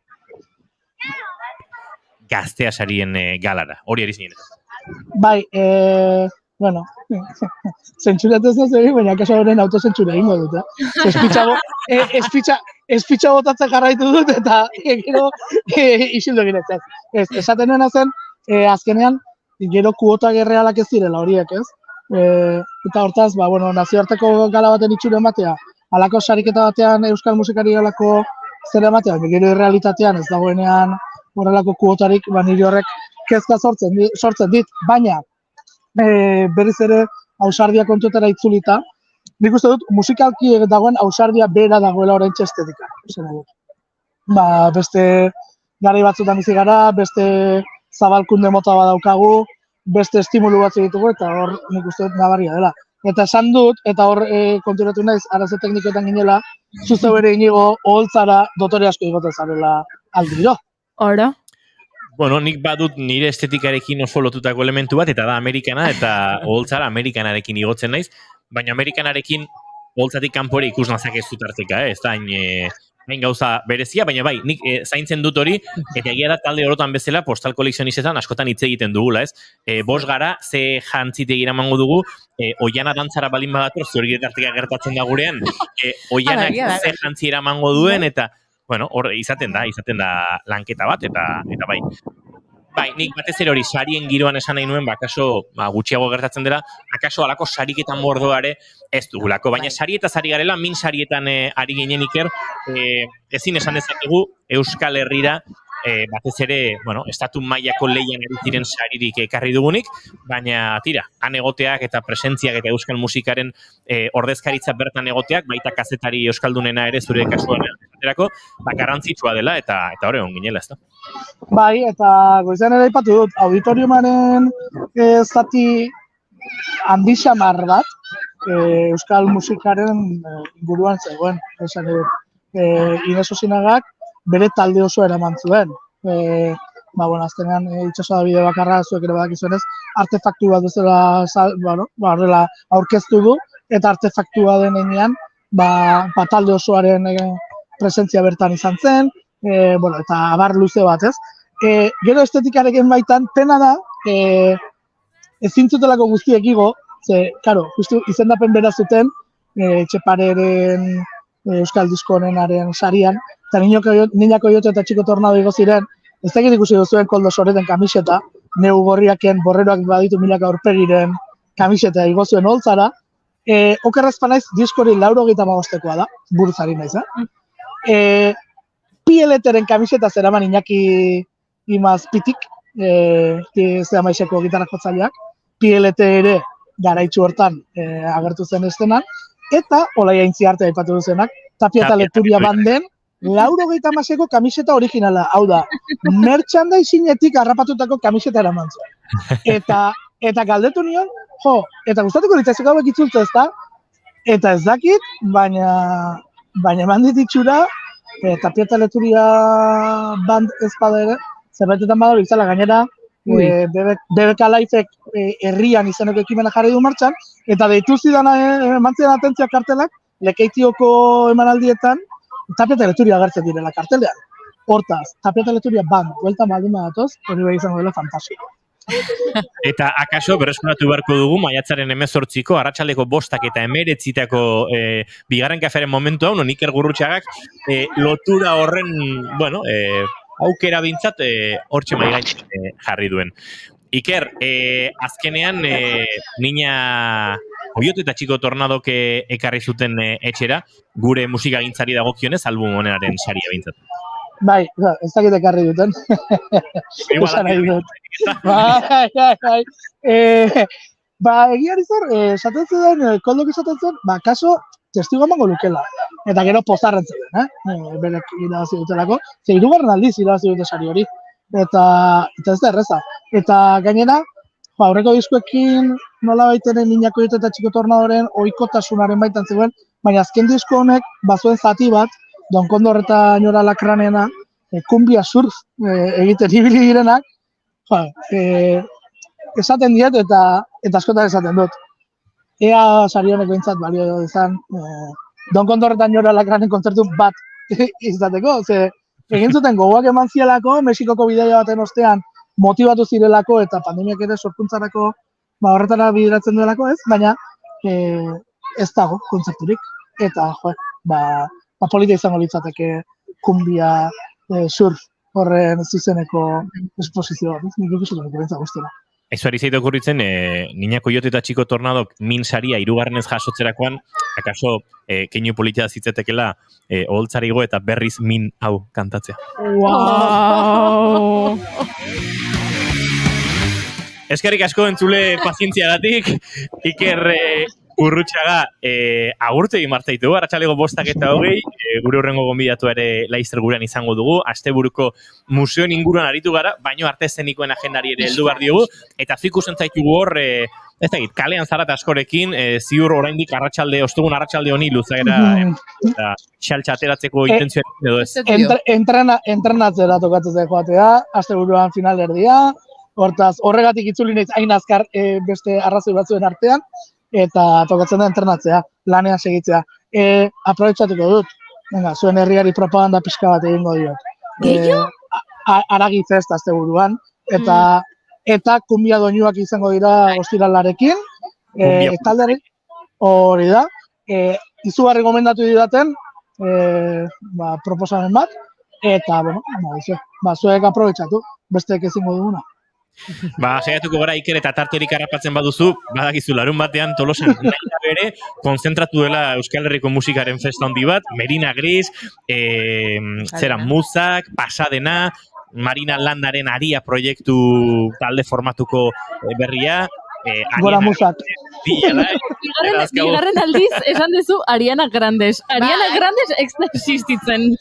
Edo Ariana Grande ez da torrela Tolosara, dagoelako New Yorken egongo da, bai, edo Aitana Grandes. Aitana Grandes izango da Tolosan, baina Ariana Grandesen abestiren bat jarriko du bilen batek lasei.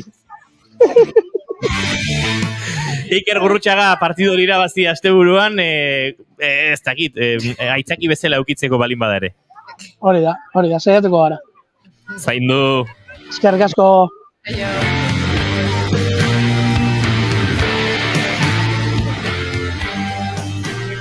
Zer dezugo, Yuri? Ariana Grandes.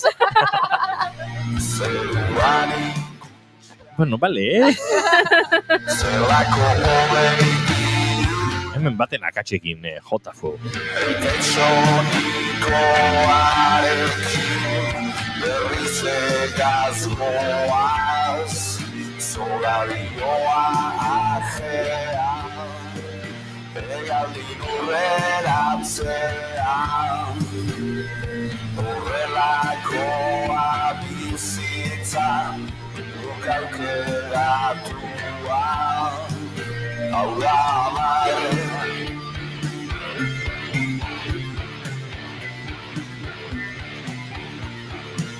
Hau da amare.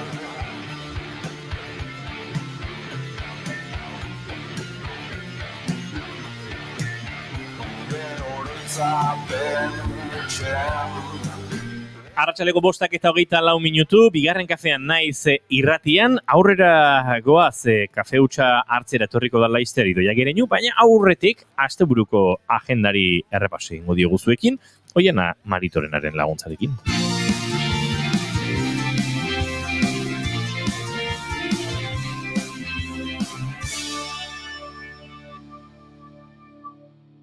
Emaiozu bigarren aukera bat egunari. Naiz irratian, bigarren kafea. Stay up, cashing in my bad luck. Some nights I call it a draw. Some nights I wish that my lips could build a castle. Some nights I wish they just fall off.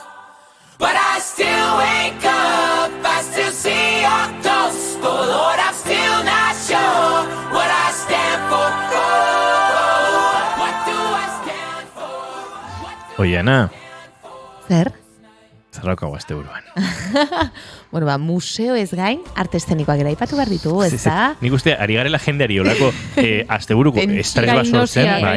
Ez, bueno, guk aipatuko ditugu eta gera daitezela beraien buruetan ere, eta beste asteburu baten ere joan daitezke ikustera, eta, Beraz, guk gogoan izan ditzaten aipatuko ditugu, besterik ez. Bihar nahi izan ezkeo, Jose Cruz Gurrutxagak bere bakarrizketa egingo du Iurretako Ibarretxe Kulturetxean atxaldeko 7:00. Izena du Arranopola. Eta eguneroko egoerak kontatuko dizkigu Jose Cruzek umorearekin, beraz, museotxo batera joan eta gero umore pixkan nahi baduzue, hemen aukera bat. Sexua, Andoni Mutiloak bere bigarren lan hau, bere bigarren bakar lan hau, eskainiko du Urnietako Sarobe antzokian atxaldeko 7:00. Eta inguruan Andoainen izango dira komedia madarikatua eskaintzen, gaueko 8:00 Bastero auditoriumean, drama eta komedia erabiltzen dituen lan hau, manipulazio eta giza elgerkeriaz hitz egiten duena, esan bezala, komedia madarikatua, gazte batzuek sortutako lana da, eta beraz interesgarria ere, gaztek gai honen inguruan izan dezaketen ikuspuntua. Eta beste gazte batzuk, Barrexerkakoak. Barrexerkakoak Astigarragan izango dira, Herribira Kulturgunean 8:00 eta ziur, denbora edo momentutxo divertigarri batzuk pasatzeko aukera eskainiko dutela. Gazteak eta zarrak dozkagu. Bai, hoixe, zarrak dantzan, hori, bai. Santurtziko Serantes Kulturaretoan atxaldeko 8:00 eskainiko dute dantza ikuskizun hau, bere aitona futbolari izandakoari eskainitakoa eta futbolari gisa jantzita agertzen dira hemen dantzariak. Eta hori ostiralean izango da eta larun batean berriz Mungian izango dira Olalde Aretoan, eta Olalde Aretoa ze politia den. Enaiz behin ere egon. Bai, oso politia da, Bai, egin barko genuke noiz baitere antzoki ezberdinen inguruko azterketa bat, edo lakon bat. Historia asko daude antzoki bietan, eta anekdotak, eta momentuak, eta... Zozkatu izan ditugu Mungiako Olalde Aretorako sarrerek, hori bai dut gogoan, baina ni naiz bertan inoiz egon. Handia da, baina egia da baduela aukera pixka bat izteko, jende gutxi dagoenean, eta orduan goxuago bezala gelitzen da, baina oso politia da. Antzoki guztiak eraikiko balira hortan pentsatzen. Jendarte kopuru ezberdinetarako, eta... Ze hotza den askotan antzoki bat, jende asko izan da ere utxik dagoenean. Bai, askotan. Bueno, dantza pixkat gehiago ere Bizkaia aldean. Sabia Nueva, flamenkoa da, flamenko BBK jaialdiak edo antolatzen duen ikuskizuna, BBK aretoan eskiniko da beraz arratsaldeko 8:00, eta tablaoa dauka oinarri lan honek, eta tradizio eta modernitatea biak nastuko ditu. Eta oso dantzari gazteak izango dira holtza gainean egongo direnak, 3 artista, 20 urte baino gutxiago dituzten 3 artista. Eta beste dantza ikuskizun bat, guztiz ezberdina, generorantz, Bergarako seminarixoan eskiniko da ordu berean, 8:00 eta bertan, kimua dantza taldeak edo dantza kolektiboak sortu zuen hasiera batean kale pieza, eta orain aretoetara ere eraman dute, Kepa Errasti izan dute aldamenean pixka bat aldaketa hori egiteko, eta identitatearen eta generoaren inguruan aritzen den edo hitz egiten duen lana, beraz, generorantz Bergaran 8:00.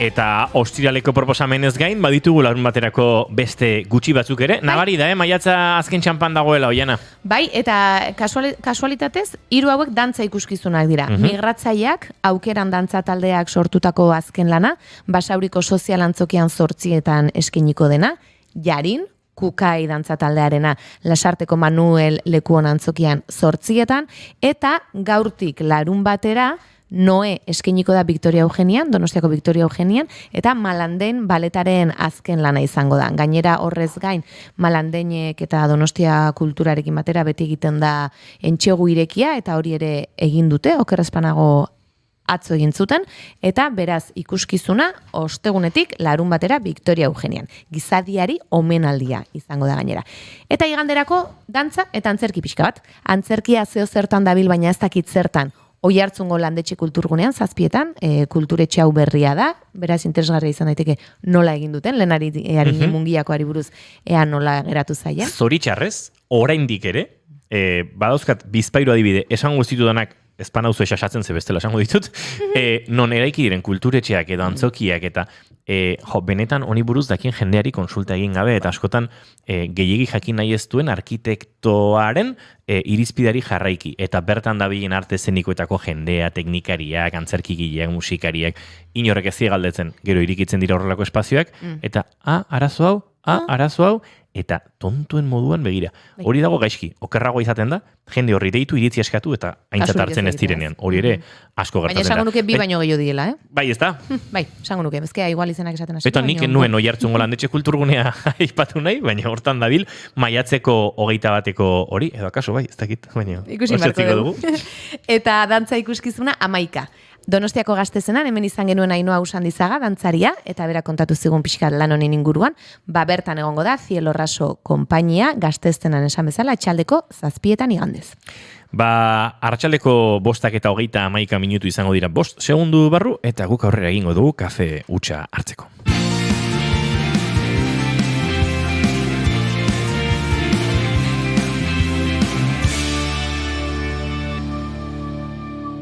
Bigarrenak ez direlako beti okerragoak, bigarren kafea.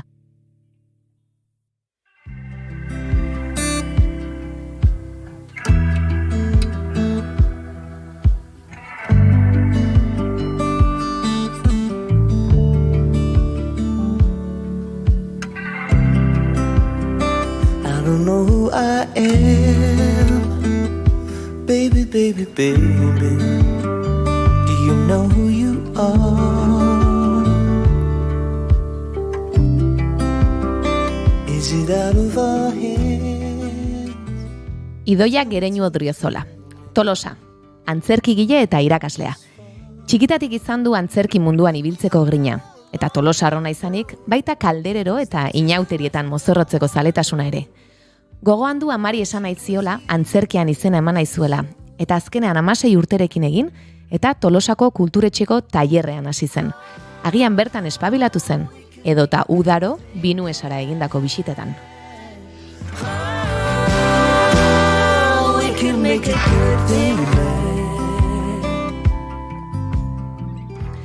Antzerkia ikaragarri gustatu arren, liburuak eta idaztea ere maite zituen. Eta horrela, amak ere gomendatua, Euskal Herriko Unibertsitatean filosofia ikasi zuen. Ikasketa hauek bukatu ondoren erabaki zuen antzerkia ikastea.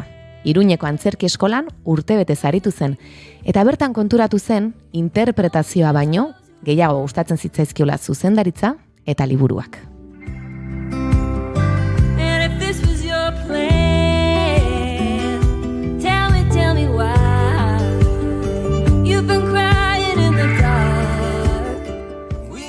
Madrilen humanitateen inguruko masterra ere egin zuen, arte eszenikoei lotutakoa.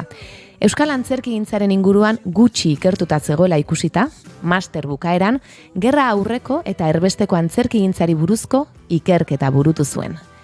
Bere ibilbide profesionalean hainbat arlotan aritzen da. Antzerki irakasle moduan hainbat tokitan, filosofiako irakasle, EAC Euskal Herriko Antzerkizale Elkarteko koordinatzaile ere izan zen 2 urtez, eta beste hainbatetan. Eta horrez gain, Katiuska taldearen sorkuntza eta bilakaeran egonda. 2012an, asteroko antzerki tailer gisa sortu zuten, eta ondoren tailerra izatetik talde izatera pasada. Orain arte, 5 antzezlan sortu dituzte. Katiusken erreinua, museoa, zartapa, zorion hutsa eta armi arma.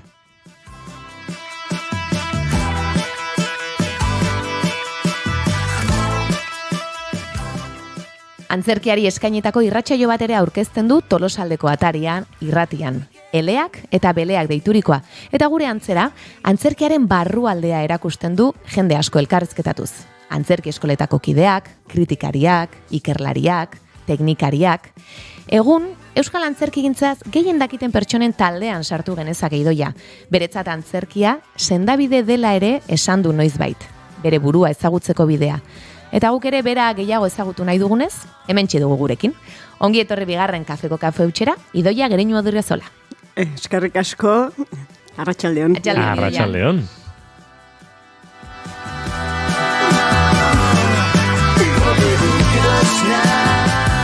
Nik aurreneko galdera egin behar dizut Idoia, eta aurreneko galdera egin da bezala proposamena edo eskaintza pintzat egingo dizut. Galdera da, ea kafea gustoko duzun ala ez. Egia esaten nahi bezu, 30 urte izan nituen arte ez nuen probatu, eta orduan probatu nuen eta aurretikako guztiak eraten ari naiz orain. Goiuri gara izara? Ikaragarri gustatzen zait. Hori gertatuko zait? Nik ez dut kaferik hartzen eta 29 urte dauzkat. Upa, hortxe. Beraz, datorren urtean hasiko naiz, orain artekoak edaten. Ara. Bira, antzerkia zari garela, antzerkian baino gehiago, telebista eta zinean, baino, tira, aktore batek esan zizun zuri, Fariba Sheijanek, 28 urterekin zure bizitzan zerbait berria probatuko zenuela. Bai. Eta ez zenuen probatu. Dakigula. Bueno, esan behar nuen dakigula. Ez, oraindik. Baina 28 pasa dira, esan nahi du. Bai. Bai, Faribak esan zion, 28 urte oirren barruan. Mugarria, Oraintxe, antzezlea, zuzendari, antzerki gile batek, esan dizu, 30 urteekin, akaso kafea dazatuko duzula. Bueno, ikusiko. Akaso 30ekin biak, Faribak esan dako ura, eta kafea. Osando, kontatuko dizet. Galdera eta erantzuna egin ditugu. Kafe bat nahi duzu Idoia? Bueno, ateratzen badia zue, noski bai ez. Eskartuko dizuet, bai. Utsa, ebakia? Utsa. Eta basoka batur ere. Baita ere. Behar duzu guztia.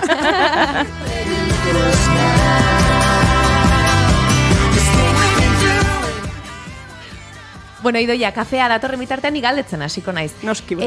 Esan dunik txikitatik ez, gustuko zenuela antzerkia eta 16 urterekin izena mantzenuela, Tolosako tailerrean, eta bertan hasi zinela. Baina gero filosofia ikastera baki zenuen. Bai, egia da, etxean, ni antzerkian oso gustora aritzen nintzen, baina irakurtzea eta idaztea oso gustuko nuen baita ere, oso zalean nintzen horietan, eta hor gora berak eta ez oso ziur, baina azken momentuan erabaki nuen filosofia ikasketak egitea, eta han sartu nintzen, oso gustora aritu nintzen ikasten, eta bukatu nuenean esan nuen, ar bat hor dago ez da. Gainditu dugu, orain bestea gainditu behar dugu, bai. Eta hor joan zinen Iruñara, ez da, bertako antzerki eskolan aritu zinen urte betez, baino esan duzu noizbait hori nahiago duzula holtzan egon baino, atzean egote hori, zuzendaritzan, eta bertan.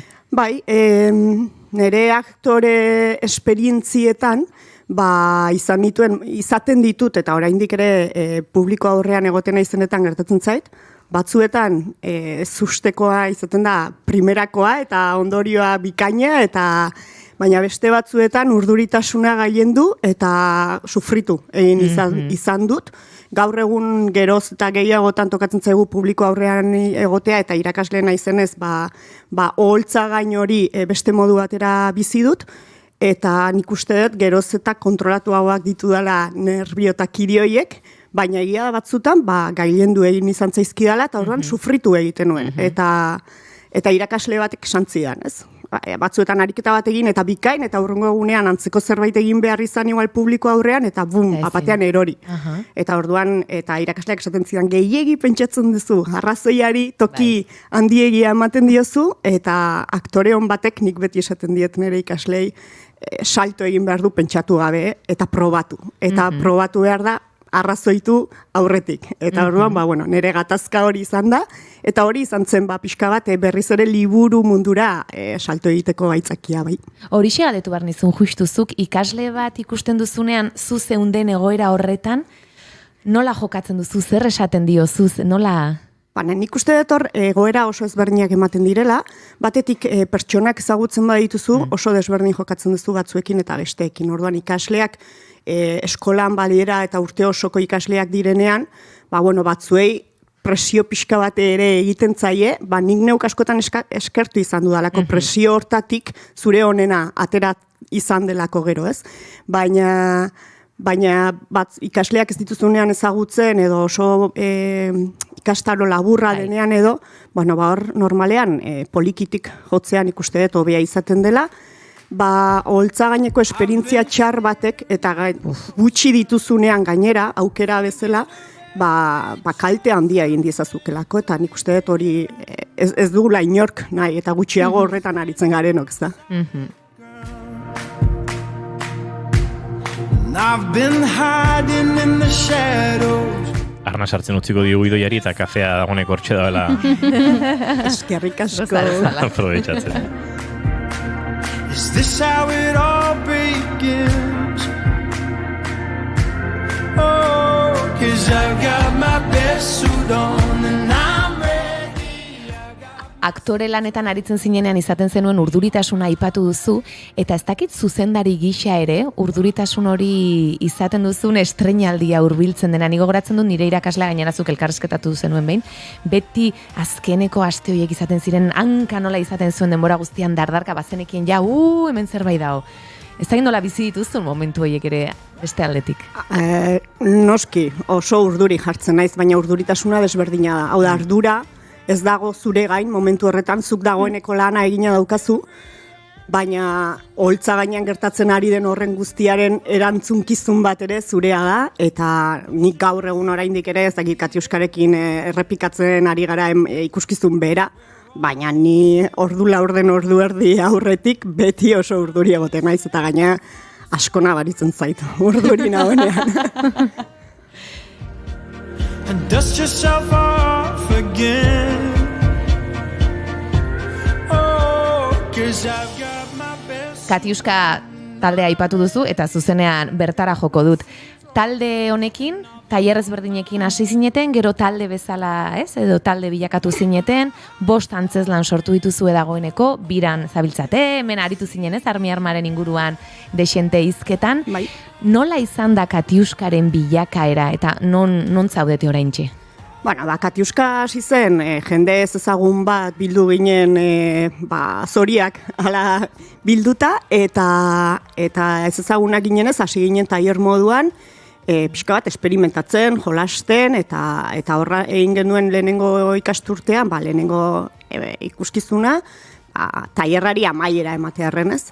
Baina gero 10 urte, iaz irailean egin genuen 10. gure urte horrena, eta 10 urte zaritu ostean taldean kide berdinak jarraitzen dugu, eta orduan ezagutza bat dago, prozesu bat dago, eta dagoeneko ez dauka inondik inora ere tailer kutsu hori, are gehiago taldea gera, eta funtzionatzen dugu gure denboraren arabera, gure premien, gogoen, eta ahal dugun horren arabera. Orduan orain ez daukagu, askotan galdetzen digute sortu duzu ikuskizun berri bat.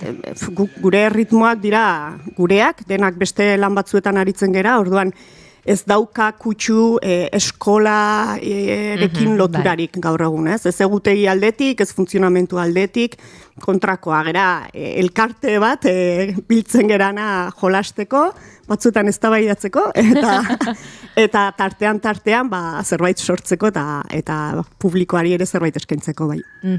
Eta honen arira nola esango zenuke aurkitzen dela gaur egun amater, antzerki amaterra. Ez dakit zuek hor kokatuko zinateketen, ez dakit amater profesionalitza ere, bueno, horre nabardurak eta mila gauza daitezke.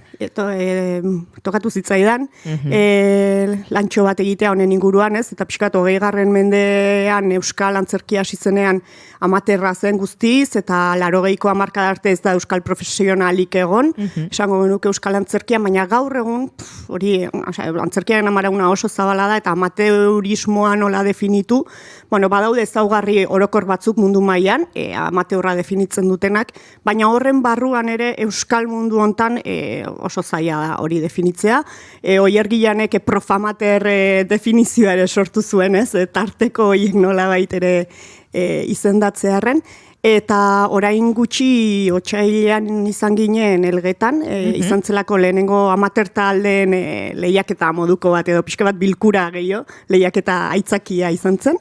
Eta hor ikusi zen, ez, holtza gainean 5 talde hon ginen, baina 5 ginen bakoitzak oso funtzionamentu ezberdina zuen, batzuek hasi berriak ziren, beste batzuk urte asko zaritutakoak, batzuk banakakoak, besteak talde oso handiak, lan egiteko modu oso ezberdinak, orduan, hoiek denak sargen itzake amater talde hortan, baina definitzea oso zaila da. Eta nik uste dut gaur egun Euskal Herrian geroz eta gehiago mugimendu handi bat datorrela amaterren mundu honetan, amater deitu bageni zeioke, eta askotan ez gerala kontziente, hor dagoen sare handi horren kontziente, eta Euskal Herriko antzerkizaleak orain urtebete edo egin zuen alako ikerketa moduko bat, baze talde ari diren estreinatzen, eta denak kontuan hartuta, eta horrari gara konturatzen, eta ja eskolak kanpo utzita, zenbatekoa dan, eta orduan ikustet oso zabala dela, gaur egun amaterraren mundua,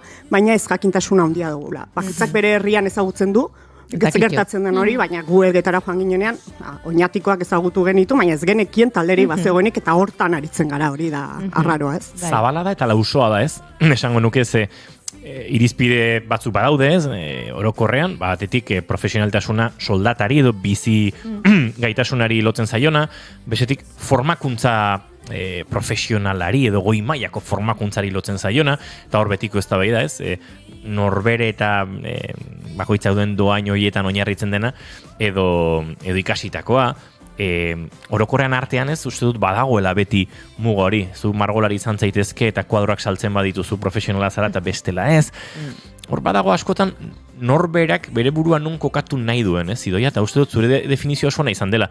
Guk gure ritmoak ditugu, gure abiedoran egiten dugu, beste lan batzuk ditugulako, eta horrek ez du proiektua profesionalago edo amatorrago bihurtzen, autu bada. Ez, nik uste dut amater erabiltzen dugunean, ondo esan dezun bezala, askotan ekonomiari buruz egiten dugula. Azken finean, kalitatea ez delako dirutan neurtzen. Eta hori ikusi dugu, eta ez antzerki gintzan bakarrik, uste dut oso modu zabalean ikusten dela gure herri txiki hontan. Eta orduan, bueno, baina ez da, berez amaterrak badauka beste definizio oso niretzat oso interesgarria den bat, eta da herriak herriari zerbait eskaintzea, ez? Zer dan herri, benetako talde amaterrak, hau da, 30 direnako holtza baten gainean, eta benetako herriari, hau da, zure familiari, zure bizilagunei, zure lagunei, gertatzen dena Euskal Herrian hori askotan gertatzen zaigula, ni beste herri batera joan da ere, nire lagunak eta nire familiakoak ditutan ni ikusten, ez? Eta orduan, hori da amaterraren, hau da, herriak herriari eskaintzen dion antzerkia, eta oso definizio polita niretzat, eta Euskal Herrian, profesional ala ez profesional hori askotan gertatzen zaigu. Ez gera hain handi, eta orduan ez ditugu jira hain zabalak egiten herriari eskaintzen ari gera gure lana, ez?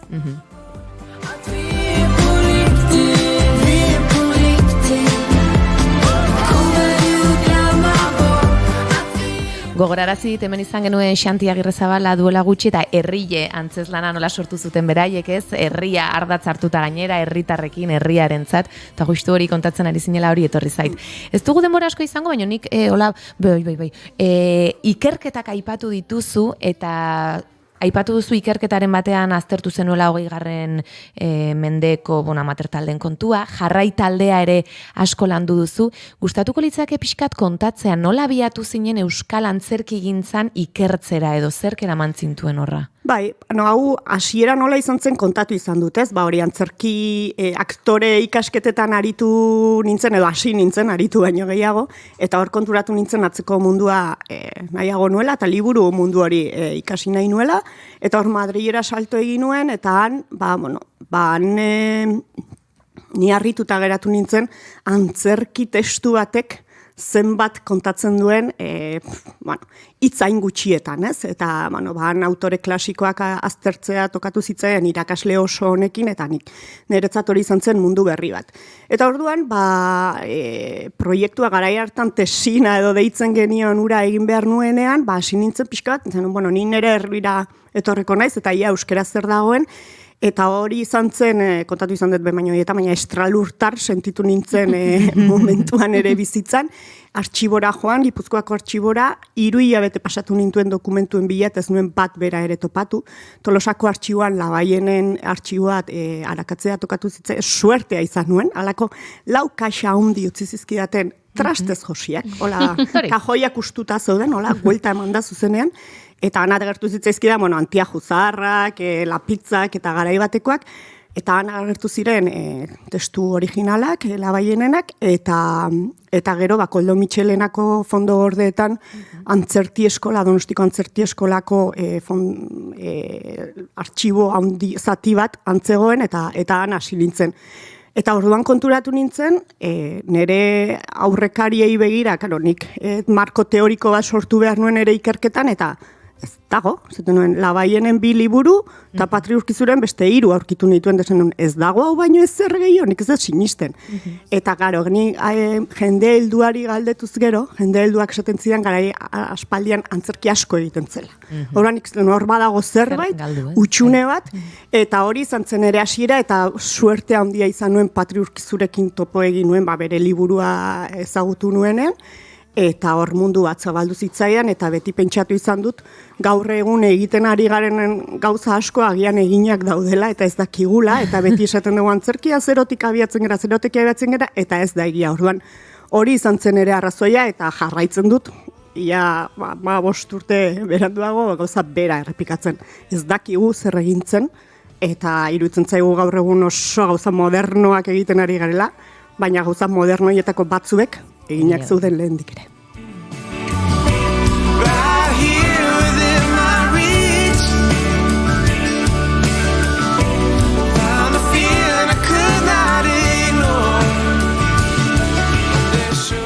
Goiuru Jana eta Irurok hemen garazurekin, Idoia, baina badaukago galdera bat gure estudiotik aratagotik datorrena.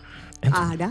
Berriz jaioko balitz, ze bizipen errepikatuko luke? Arantzi Iglesiasek botatako galdera da? Ara, bote prontoan, zer errepikatuko nukeen? Begira, antzerkiarekin lotuta, oso gogoan daukat, antzerti liburua argitaratu alizatekon, faksimila argitaratu genuen, gerra aurreko antzerti aldizkariaren faksimila, eta dirutza behar nuen. Nik topatu nituen ale guztiak, eta nire nahia izan zen denak liburu ki batean ateratzea, gaur egun dena online dago, baina orduan etzen existitzen hori guztia, eta gogoratzen naiz, telefono dei bat egin zidatela Donostiko Avenidan, nintzela, oinez ni joan, eta telefono dei bat jaso nuen, esan ez dirua utziko zigutela, dirua bazegoela, hori argitaratzeko, eta egia esango dizuet, baina saltoka hasi eta banku baten gainera igo nintzen. Izan zen, niretzat, gaztean nintzen, eta, txikitasun hortan, niretzat sari ikaragarri bat izan zen, eta gaina oso zail ikusten nuen, orduan, batean alako sorpresa bat izan zen, hasiera berri bat. Horra hasitzen ere ikerketarekiko lotura handiagoan ikuste dut, bai. Zehona.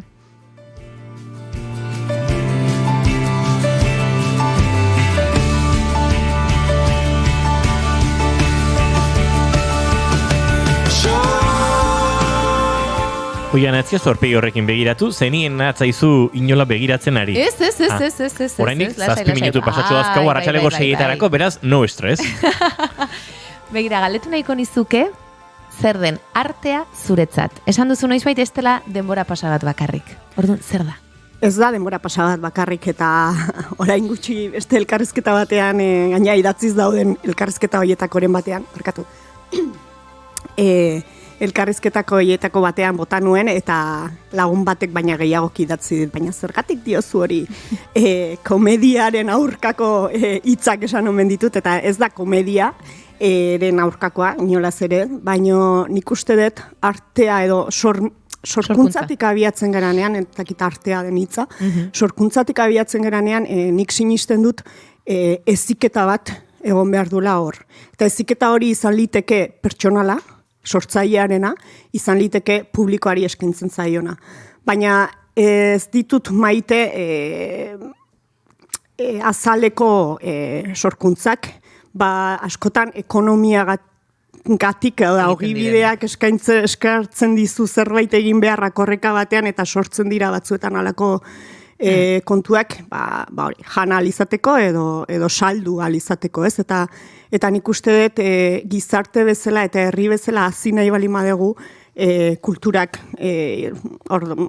lehenengo niretzat kultura da, lehenengo heziketaren partea, eta heziketa hortan arteak eta sormenak leku handi bat izan beharko lukela, eta gizarte bezala eta herri bezala hasi nahi baldin badugu hausnarketak behar ditugula, eta hausnarketa horiek askotan oso teorikoak direnean galdu egiten gara publikoari eskaini behar dizkiogu modu divertigarri edo divertigarri esaten dudanean ez da parretik bakarrik, hau da zerbait eskainiko diguna eta gozamenetik ikasiko diguna, nik uste dut. Baina hausnarketak behar du egon sorkuntzaren atzean beti.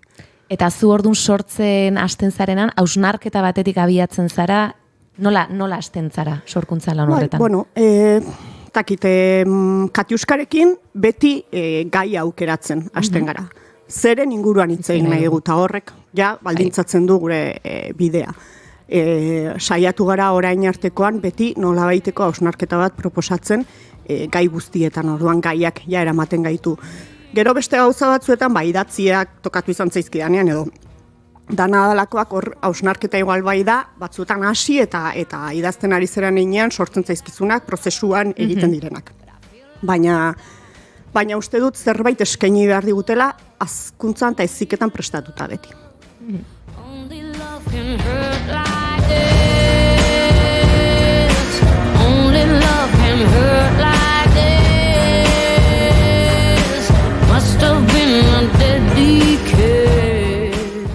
Artea eta kultura pixkata aipatu dituzu eta orain hurbilago antzerkia, noizbait esan duzu elkarrizketa horietako batean ere sendabide bat izan dela zuretzat, zure burua ezagutzeko modu bat, horrela sentitzen duzu?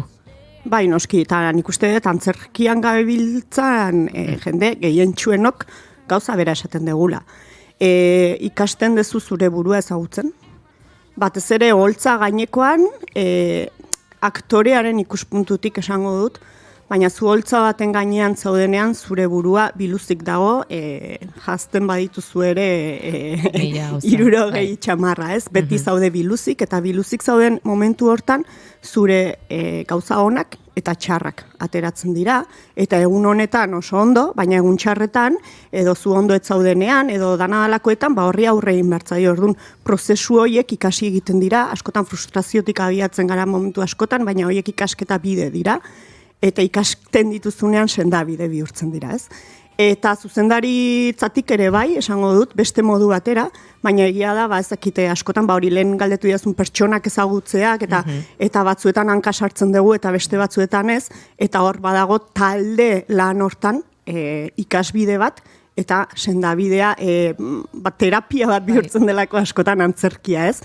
Baina hariko gara testu ezberdin batzu gure bizitzatik kanpo daudenak egiten edo batzuetan, baina talde lan hortan sortzen den energia berezi horrek, nik uste dut horrek engantzatzen gaitula antzerkian aritzen garenok, ez da hori? Bai.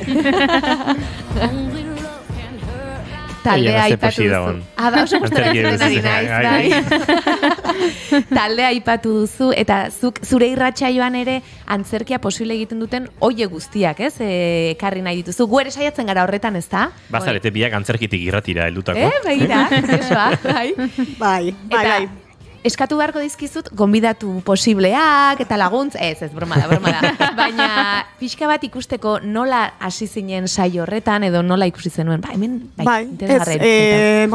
Felix ezagutzen nuen, eta banekien ura bertsoen inguruko saioa egiten ari zela, orduan, antzerkian egin inguruko saiorik, eta... Felix, Imanol Artola, ez da? Bai, markatu, laguna dut, eta... Entzuleago gatzaldera. Eta etxekoak bezala. Bertso munduko jendeak ere igual, Imanol bezala ere ezagutuko duelako akasota. Bai, barkatu. Eta orduan esan nuen antzerkiari buruzko saioa egin nahi dut, baina karo, ez dakit saio desentetan antzerkiak bere tokia du gaur egun Euskal Herriko irratietan, baina gehientsuenetan izaten da, obra berri bat aurkeztun dugunean, zuzendariei edo aktoreei, batez ere arpegi ezagunei egiten zaizki elkarrizketak, eta esan nuen, gure mundua asko zabalagoa da, ez?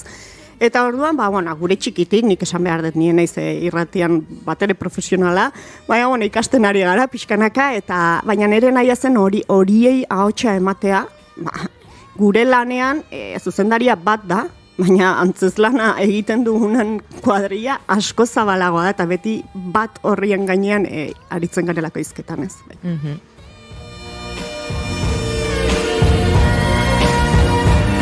Boiana gustora ari da Idoia Gereñurekin izketan baita gu ere, baina tira, mikrofonak itxita esan askar. Bai, nik hemendik Patri Urkizuri musu handi bat eman nahi diot, azken aldian Patxi aldabilkigu pixka bat, eta badaki asko maite dugula, baina hemendik musu bat berarentzat. Musu erraldoi bat Patrirentzat, eta agurtzeko ordua dugu, Jana Maritorenaken bedatorren osteguner arte, Idoia Gereñutrozola, nahi duzun arte. Gu beti prestetatzeko.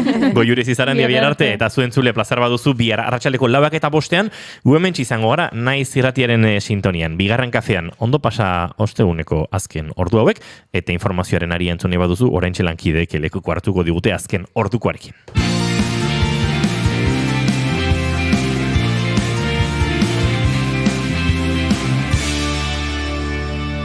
Keep calm and bigarren kafea.